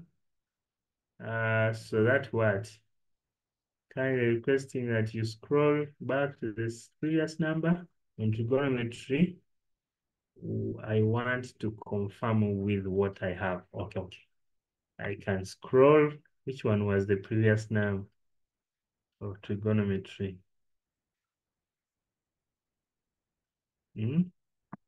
That was the previous one. Please say yes. I think that was the previous one. You can confirm with what you have. Okay. Can we now pick our last number? Right, it will be the last. I hope yes. Can we pick our last number? Which one is our last number? Another trigonometry. No, it's not another trigonometry. Oh, I was getting scared. It was another yes, it is another trigonometry. Can we solve? I would not have wanted to end with this trigonometry. Let's solve it and then end with the roots of quadratic equations. I'd be glad if we ended with the roots of quadratic equations. Let's pick this other trigonometry. This wasn't as such a standard paper because I think the coverage was more on whatever trigonometry and and coordinates because they are the ones I see more in this work.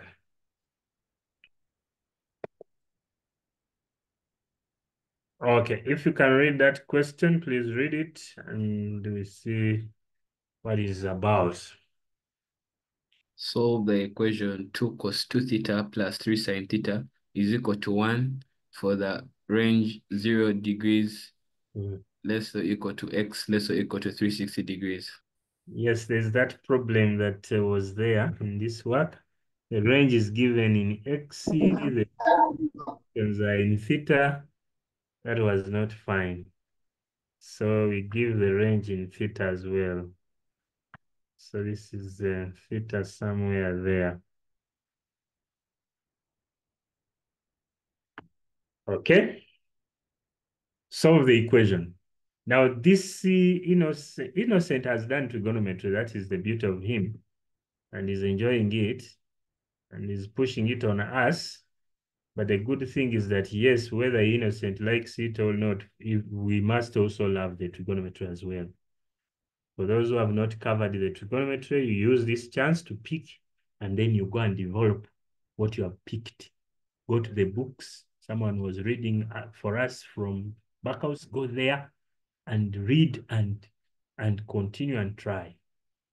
Now, I think this is now the double angle, which Innocent mentioned the other time, and someone said it is compound expansion. It wasn't double angle. The other time it wasn't double angle, but this is double angle. Go there to our mathematical tables. Look at the formulae. What do we have? Double angle formulae. So find out what we have in the double angle formulae in trigonometry. And then you can come here and use them. The double angle formulae on page 60, where someone got for us this work. There are two. One for cosine and another for sine. And they are in how many forms? They are in a number of forms. So one is 15, another is 17. One is 15, another is 16. The double angle formula. 15 there is double angle formula for sine. Ours here is not for sine. Ours is for cosine. You can see cosine 2 theta. And you can see 16 is giving us cosine 2 theta. And it is giving us 3 different forms of cosine of 2 theta. Okay, here it is giving 2a. 3 different forms. It is our duty to pick the form that is going to help us in our question. So if I appreciate the fact that you have tried out, our equation is 2 cos 2 theta plus 3 sine theta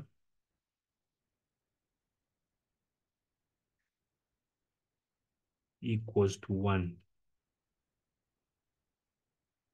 Which double angle formula, which format, or which form of double angle is going Teacher, to be? we can use cos 2a is equal to 1 minus 2 sine squared a. Thank you, Ahmad. And give us the reason why you think is the better one. It would yield a better equation, and we would hence lose little time while solving. Yes, why are you taking it to be the better one? It Because gives sine throughout the whole equation. We already have a term which has sine theta. So when we give in terms of sine, we are going to have an equation in terms of only sine. Only sine. Does it make sense there? It does. That is my argument. That will be my argument. We already have an equation that has sine. So when we also pick the form that is giving us sine, it is going to create the whole of our equation in terms of sign only, and it will be an easy question to handle when it is only in terms of sign. So in terms of sign, I'll take this form here. If you can see that form. So I am going to have that cos 2 theta equals to 1 minus. Can you read for me? Cos theta equals to 1 minus 2 sine squared. 2 sine squared theta. 2 sine squared theta plus 3 sine theta Is equal to 1. Minus 1. I like that. Why do you think we should straight away go to minus 1?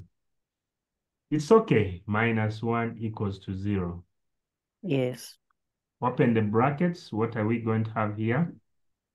2 minus Minus 4 4 sine sine squared squared theta. theta plus 3 sine theta minus 1 minus 1 minus 1 equals to 0. 0.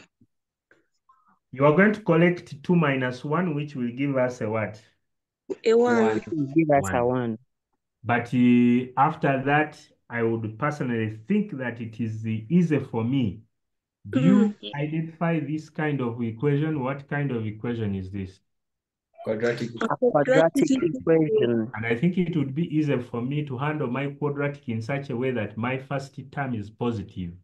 So I feel that even after that, I should get this and move it to the other side. Yeah? And make it Or I positive. can multiply through by negative 1 if that is the case. Either I move it to the other side or I multiply through by negative 1 so that I create this first term as positive, isn't it? So when I multiply through by negative 1, what can you rearrange? What term does this become? 4 sine theta. Positive 4 sine squared theta Minus minus 3 sine theta minus 1. Minus 1. Because on this side, the 1 was positive. Now it is minus 1 after subtracting the other 2. Very good. So that is the quadratic equation that I have in this position. My 4 was looking a little like a negative. Let me write it better. Okay. Now I can solve a quadratic equation. Multiply the a, which is coefficient of sine squared, by the constant term negative 1, giving me negative 4. What are the factors of 4? 1 and 4, and 2 and 2. Those are the pairs. One of them has to be negative. Either this is negative, or it is the 4 which is negative, all negative here, or negative on this side, which is, I think, the same. So which pair gives me a sum of negative 3? Because here I am supposed to have a sum of negative 3. So which pair is going to give me a sum of negative 3? 1 and negative 4. Yeah, I like that. 1 and negative 4. Okay, that is beautiful. 1 and negative 4. Peter is there, but I can see these guys who are just greeting each other and so on and so forth. Okay, Kali, let's complete this. Factorize. This becomes 4 sine squared theta. When I factorize, I can have minus 4 sine theta. Then I have plus sine theta.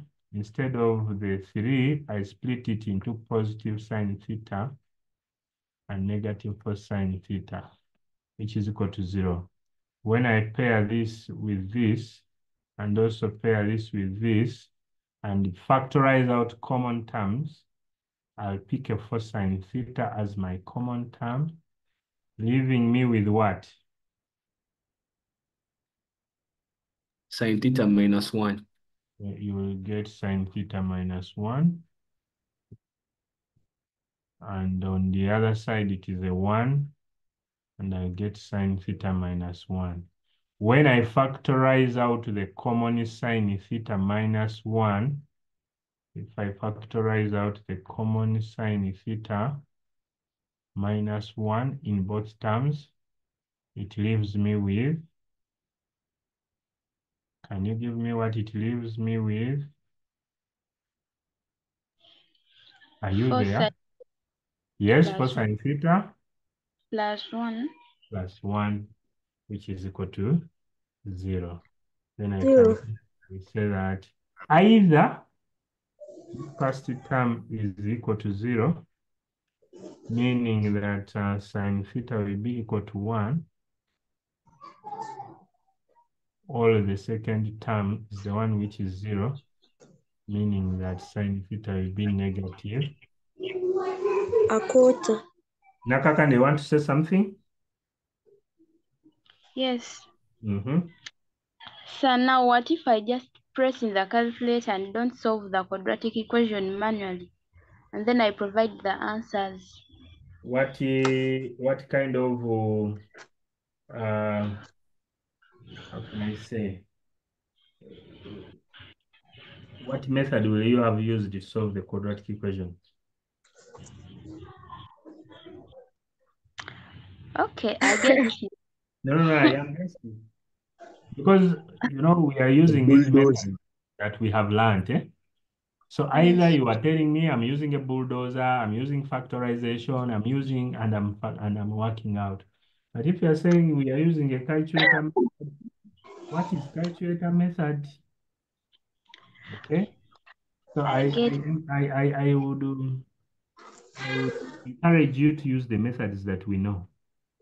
We Okay, know sir. how to use the bulldozer. If you write the bulldozer formula, the general formula for quadratic equations, well and good. If you use factorization, fine. What else Okay. is there? Use the methods that we know. If you want to use the method of graphical, fine. Those are the methods that we know. Okay? Yes. Okay. There are two quadrants where we have a positive. There are two quadrants where we have a negative for the sign. So I expect our angles to come from all the 4 quadrants, because some will come from the positive. Those are 2 quadrants. What is the sine inverse of 1? 90. What is the sine inverse of 1? 90 degrees. 90 degrees. Yes. 90? Huh? What did you say? 90 degrees. 90. 90 degrees in the first quadrant will lead us here. 90 degrees in the second quadrant will also lead us there. So we are going to end up in the same position for the where sine is positive. Then where sine is negative in this quadrant. Sine is also negative in the fourth quadrant. And what is the angle? That is the sine inverse of a quarter. The negative gives us the quadrants, but when we are getting the angle, we get the sine inverse of the positive a quarter, because we have already put it in the right quadrants, the third and fourth quadrants. So sine inverse of a quarter is what? 14.48. 14.48. 14.48. Thank you very much. 14.48. 14.48. If you are quoting it 2 places, it will mean that you round off your answer finally. one place. So if you want to round off your answer finally to 2 places, I should expect you to quote 3 places at this point. So what are my angles? Can you list down my angles? Remember, we were given from 0 to 360. I think I remember that. From 0 to 360. So the first angle is going to be got from here. What is that angle? Are you there? 255. Yes, teacher. The first angle is going to be taken. The smallest angle is that one, 90, isn't it? Yes. Yes. Followed by this one. What angle is that? 180? 194. 194.48. 194.48. And the final angle will be got from moving up to there. Which angle is that one? The final angle is up. It is? It is? Please? 300. 45. 45. Point. Point. 52. 52. 52. Thank you very much. Those are the 3 positions, and those are the 3 angles from 0 to 360. Then finally, round off. Because you have been working with 2 places, you round off to 1 place. 194.5. And then 345.5. Those are the correct answers between 0 and 360 at 1 place of decimal. Not 1 place of decimal, not what? 1 place of decimal, not 2, because you haven't rounded off to 2 places. So if you want to give your answer to 2 places, keep working with 3. Then you can round off at the end. But if you're rounding off, then not to the first. Okay. Do we have our last? Because I didn't want to stop at this trigonometry, but I wanted you to go with something more interesting. And this is now roots of quadratic equations. Beautiful enough, we are fast. We can give it only some 10 minutes and we shall be there. Where is the question? I saw roots of quadratic equations as our number 6, and we can stop at that one. Roots of quadratic equations. We don't want to stop at trigonometry. Okay, let's have our roots and we can comfortably stop there. We can comfortably stop at the roots. Oop. Someone who can see the question, read for us, and then we move very fast. If you can see the question, read for us, and we move very fast. Cleo. Cleopatra, Okay, teacher. Yes, teacher. please read for us. Okay, the roots of a quadratic equation, x squared plus into brackets 7 plus p close brackets x plus p is equals to 0 are a and b, and that is b. I don't know what b or what alpha. Alpha and beta. Alpha and beta. Given that a and beta differ by 5, find the possible values of p. Thank you very much. Can we have that very fast?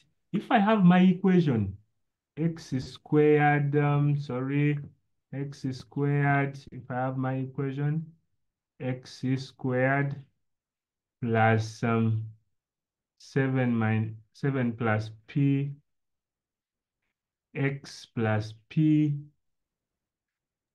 equals to 0.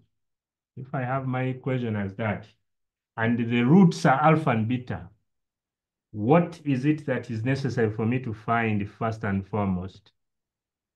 The roots are alpha and beta. What is it that is necessary for me to find immediately? Product and the sum.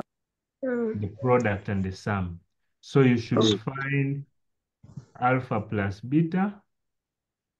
Alpha plus beta. And you should also find alpha beta. Alpha times beta. Good. What is the sum of roots, alpha plus beta? P Negative out 7 plus It is the negative 7 in negative into brackets 7 plus P. And what is the product? Is P. It is the P. Now, this particular question is telling us if the roots differ by 5. If the roots differ by 5, how do I write that? Alpha minus beta is equal to 5. Alpha minus beta equals to 5. If the roots differ by 5, so alpha minus beta equals to 5. Find possible values of P. So you can now use these. I want to say this is the first equation. This is the second. This is the third. I didn't need all the 3. I would have used this. I would have used the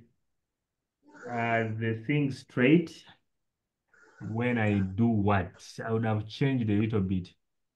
You know, the more equations you create, the bigger it becomes. You are looking at it as if it is more complex. Yet it is not. Let me remove that beta and rewrite it. If the roots differ by 5, it means one root is alpha. If the roots differ by 5, one root is alpha. The second root, this particular question you had given us alpha and beta. I think that was the challenge. It had talked about alpha and beta. So let me not change. Let me keep them. Okay, solve the 3 equations. So if you had solved the 3 equations, then it means that you are going to eliminate beta and alpha from the 3 equations, and you will find the possible values of P.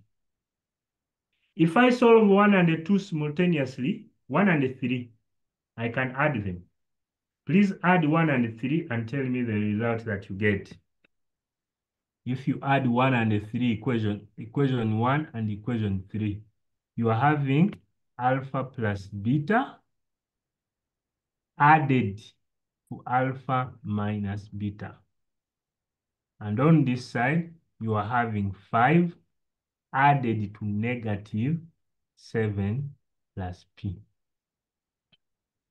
So what does it mean? The beta minus beta will go, and we shall have that 2 alpha is negative 2 minus P. And we shall have that alpha is negative 2 divided by 2, which is negative 1, and negative P divided by 2. So that is the alpha given to us in terms of P. Then I would continue and subtract and add. I have added. I can continue and subtract the 2 equations. And this time, I'm sure when I subtract the 2, I get equation 1 and 3. I'll get alpha. No. When I added, I got alpha. When I subtract, I'll get beta. So can someone subtract and give me the beta? Please subtract the 2. Alpha plus beta, subtract the alpha minus beta, and give me alpha plus beta, subtract the alpha minus beta. It will be the negative 7 plus P when you subtract 5. So Can I have us, please? We finish and go. Give me the results there. Alpha minus alpha will go. Beta minus negative beta will give us 2 beta. And what is it equal to?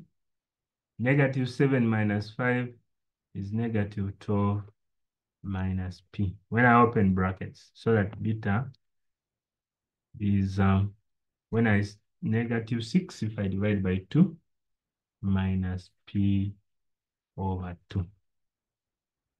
Then continue. These values of alpha and beta have been obtained from equation 1 and equation 3. So you can now substitute them in equation 2. This is my equation 2.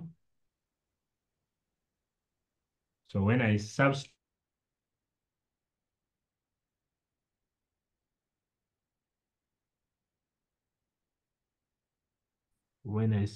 them, alpha is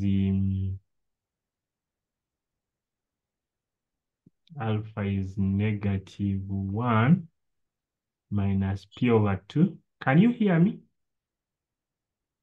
Yes. Yes, teacher. Why are you quiet? We are Beta is... attentive. We are understanding. You understand when you are quiet? Beta is negative p minus p over 2. The product is p. Okay, can you now take me very fast? Open brackets and we multiply and we get there. When we open brackets, what do we get? Negative 1 times the second bracket. Negative 1 times the second bracket, it will give me 6 plus p over 2. over 2. Negative p over 2 times the second bracket will give me positive 3p. Positive P squared. P squared over 4. Over 2. Is that right? Yes. Like terms. Rearrange. There's also need for rearranging. Why are we rearranging? Because we are having a quadratic equation is clear. So let us rearrange it. So my p squared over 4 will come first. Now when I have 3p and I bring this p, I subtract it, it gives me 2p. When I have 2p and I add this p over 2, 2p plus p over 2, what does it become? That's 2p. 2p. The plus 2p. Plus p over 2. Isn't it 5p? 5 out of... 5 out of 2p, isn't it? Yes. Then plus 6. And this is equal to? 0. Our LCM is what? 4. Multiply through by 4 to get rid of fractions. By 4, p squared. By 4, 10p. By 4, 24. 24. And this is equal to 0. What are the factors of 24? And 24 is positive. It is 1 and 24. It is 2 and 12. It is 3 and 8. It is 4 and 6. It is 5, no. It is 6 and 4. So we have started repeating them. Which 2 do we add to give us 10? 4 and 6. 4 and 6. 4 and 6. So we shall have a p plus 4. When I factorize properly, a p plus 6. When I factorize properly equals to 0. So what are the possible values of p? Negative 4, negative 6. 4, negative 6. And that is, I think, our question. That becomes, I think that is our That is what our S5. question, that is what it wanted, not so? Yes. I think so. So that becomes our answer. That Okay. becomes our answer. Okay, if there are any questions, feel free to ask at that point. As someone gets ready, give us the closing prayer. So who is there to give us the closing prayer? If there are questions, Brian? Yes, sir. Last time you promised that we will discuss something after the end of the lesson, sir. It was... Is it possible? Yes, can we do that immediately? Yes, let me read the question. Before you read, let me see what is in the chat. Guys in the chat, guide me. My thing is not very clear in the chat. Just friends, don't worry. Who is this one who is making friends? Don't scare people in our lesson. You can make friends elsewhere. Teacher, May you help we discuss certain question after this lesson? That is Brian. Any other divide, factor out, divide. I think another reason is that one we saw, the answers I have seen. Let's continue. I think that is done. What acute angles? Someone wanted to know what acute angles are. An acute angle is the angle between 0 and 90. Eh? The acute angles are the small angles between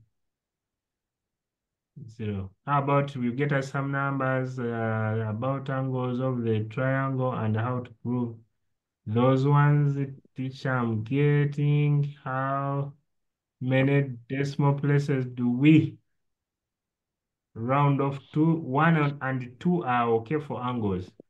For angles, 2 people had already answered. For quantities, for this, yeah, people have already answered that one. And I think I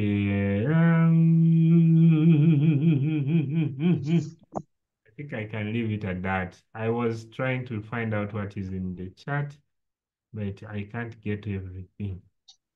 There are many things. Okay. Brian, can you, Cleopatra, first say what you want to say before Brian reads?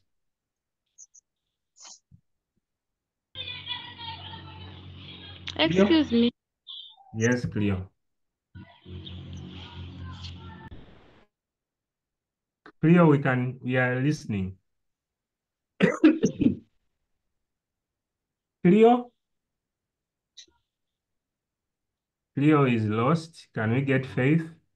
Excuse me. You are excused. I want to read my number for Irene, Faith, and Rona to inbox me. Is it possible? Put it in the chat. You don't know how they put it in the chat? I did, but those people didn't react last time, so I wanted to read it. Okay, you read it for us. Cleo, 0753. Cleo is 0753. 69. 59. 10. 10. That is clear. Is that Okay, okay now? Yes. Okay. Brian, now let's go to... Oh, there's the Faith. Faith, what is it? Faith? So I'm requesting for the first parts of the solution because my thing froze and I didn't hear first. My network ain't okay this Which side. solution? This number 6? Yes, number 6. I am there. I am there. Like Peter? after you go to the equations, it froze, so I didn't see that part until the solution of P. You solve the equations. You don't need what we did here. You can solve them. But I think that is the part. We just solved the equations. We first worked out 1 and 3 and got alpha in terms of P. We went back to 1 and 3. We got beta in terms of P. We substituted whatever we got into the second. Here we substituted into the second. This part here is substituting into the second. Substituting alpha and beta in equation 2. After getting alpha and beta by working out equation 1 and 2, so we put them in equation. So that is how we ran up to there. Faith, have I answered? Have I been of use, of help? Yes, thank you, sir. So I can go to Peter. Yeah. Peter? Teacher, I would like to know if the group was created. Peter, the group, we are going to discuss the group final as we close. Can we have Brian so that we are out of here? Brian? Yes, sir. So the question read, 4x plus 13 under root 4x plus 13 under root minus x plus 1 under root. It is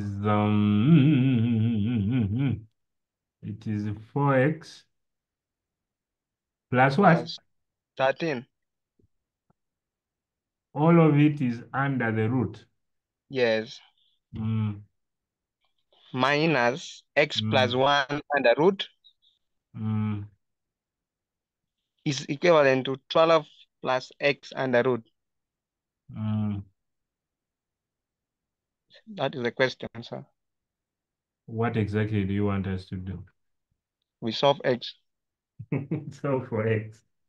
Yes. Brian, I'm not going to give you a lot of chance, but can you tell us what did you do? I tried very many times, but the answer when I go to You prove. were trying by doing what? Actually, I square both sides at first. Please do so. Square both sides at first, so you are on track. Yes. Square both After sides. squaring both sides, I collected like term. So you are going to square this. And you're also going to square this. Yes. Squaring the left-hand side will give you the square of this, which is 4x plus 13. Yes. We'll also give you the square of this, which is now a plus. Sorry, sir. Sir, sorry, this one 4x is minus 13, not plus. Come again? 4x minus 13. So there's a takeaway here. Yeah, minus 13. So it is going to be a takeaway here. So there's a minus 13 there. It is going to be a minus 13 there when you square, isn't it? Yes. You're going to square the x minus 1. When you square it, root of x minus 1, it becomes x minus 1, but a plus because it is squared. Yes. Then the real squaring, a plus b. I hope you are comfortable with this squaring. When I have two things, binomial, Yeah. a will be squared, then there will be b squared, but then there will be a 2ab negative. So I have squared the a, I have squared the b, then I have to subtract 2 into a. Our a is the root of 4x minus 13 into b. Our b is also the root of x minus 1. What is this equal to?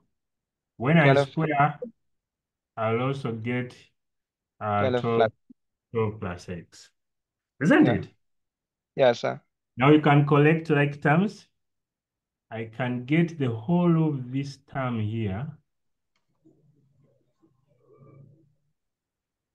and carry it to the other side. And when I carry it, it becomes positive 2 root 4x minus 13. Yeah. And also the root of x minus 1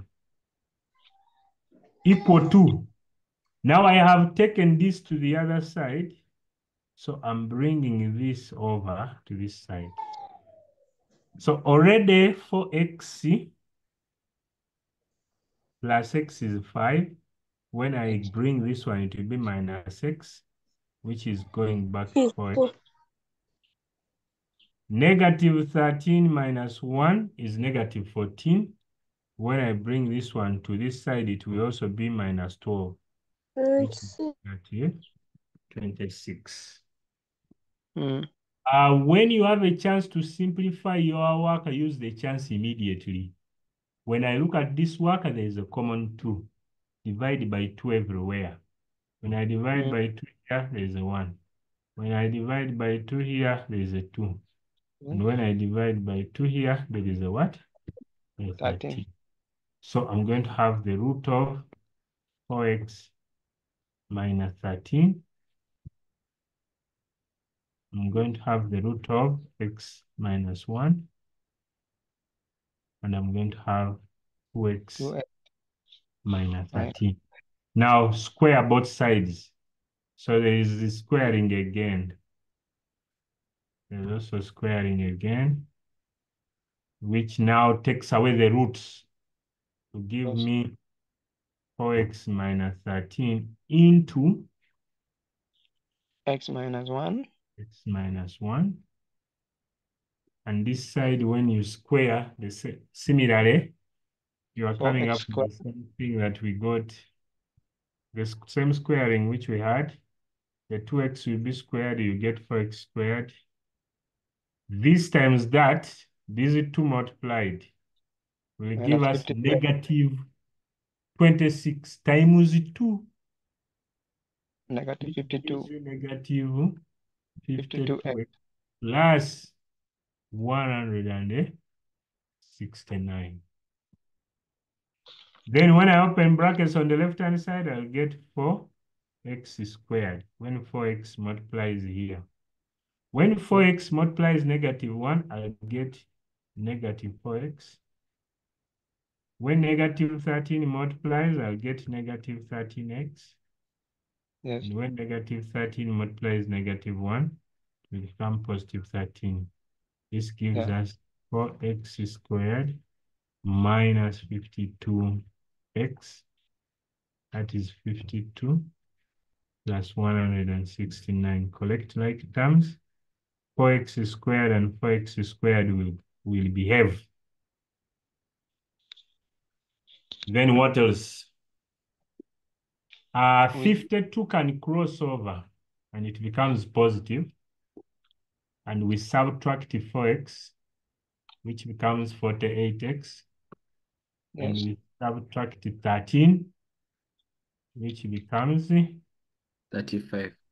35 positive x, which is equal to 169. When you take away 13, when 13 crosses over, will give us 100 and 56. 6. So divide both sides by 35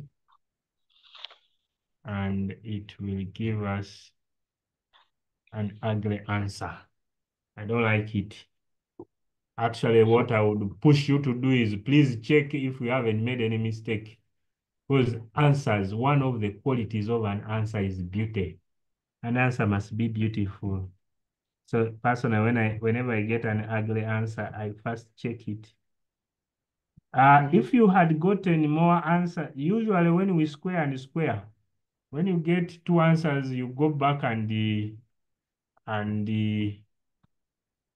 cross-check them. Why? Because some negative answers on squaring them can lose. By this particular one,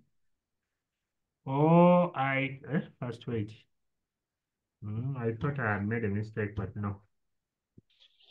I'm not seeing the mistake. I thought I was supposed to square the 12. No, I wasn't supposed to square the 12.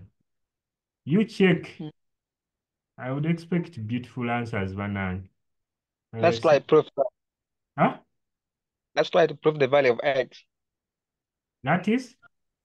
Let us try to prove the value of x if they can be equal to the other, the right hand side. That is your work.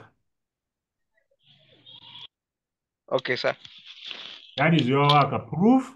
And if you disprove, go back. The main thing is not the answer. To me, the main thing is now you know what to do. Because if we were only looking for the answer, it would mean that now you can't do questions similar to this. But I'm sure now for me, I've opened your eyes. Use the open eyes and solve it properly. Brian, Right, am I making sense? Yes, sir. Have open eyes. Now use those open eyes and work out this thing properly. So don't concentrate on the answer. Concentrate more on how we are getting to the answer, so that you do what? So this knowledge now you can use it everywhere. Okay. Yeah. Okay. People have started misbehaving, so I am going. Anyway, can we have a closing prayer? Can we say we can come back here? But it is tricky, because now how can we come? I gave you a group where you were supposed to discuss the time when we can meet again. For me, I'm available, especially evenings and early mornings, but you haven't provided the time. I would be very glad to help where Teacher, you want. I put you in a group where you could discuss, and I even told Teacher, you put me. I even told the teacher Teacher. to do what? Teacher, To share please. with you and come up with the time, and for me, I have no problem. We can always discuss. Teacher. I told you, but anyway. Teacher, am I in that group? Cleo, I don't know. Did you send me those who sent me messages? I did what? I gave you links to. And I thought there was someone who was getting our big gifts. I thought he forwarded to you. Those who forwarded to me, I gave them links to do what? To connect to that group. And if you want that help in trigonometry, where you are saying, for me, I've not done trigonometry, we would come up with time when we can meet before you go back to school. We discuss some good work in trigonometry, and maybe it would be helpful. You tell me the time. You have my number now. You come up with time, tell me time, then we can agree. Then we shall come back and connect and have our lesson out of this timetable. So, those who have have my number, send me messages, then we shall agree. Can I have someone leading us? I don't have your number. Can I have someone leading us in the closing prayer? I gave you my number. Teacher, you repeat. Could you please repeat My it? WhatsApp number is 783. Are you seeing that? Yes.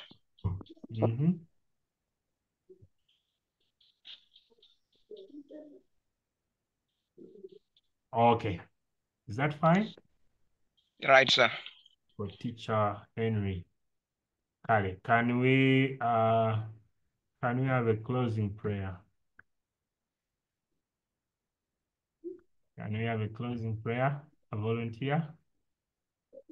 I want to thank you for connecting in. I want to thank help and the coordinators, Mr. Kaziba, Stephen, and Mr. Dungu, and from the ministry. And I also want to thank the parents who are giving us data. I thank you. I've already thanked you. Okay, may I have the prayer? I see a hand up. Please open. Who had a hand up?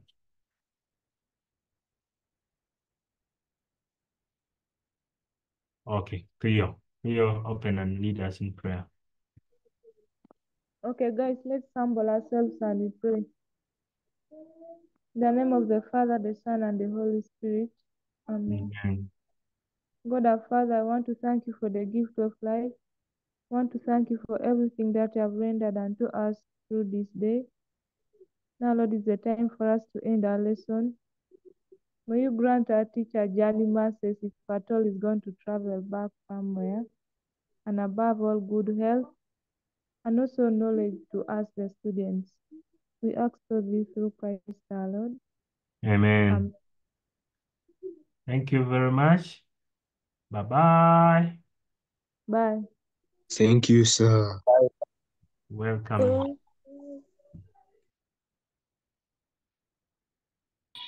Bye.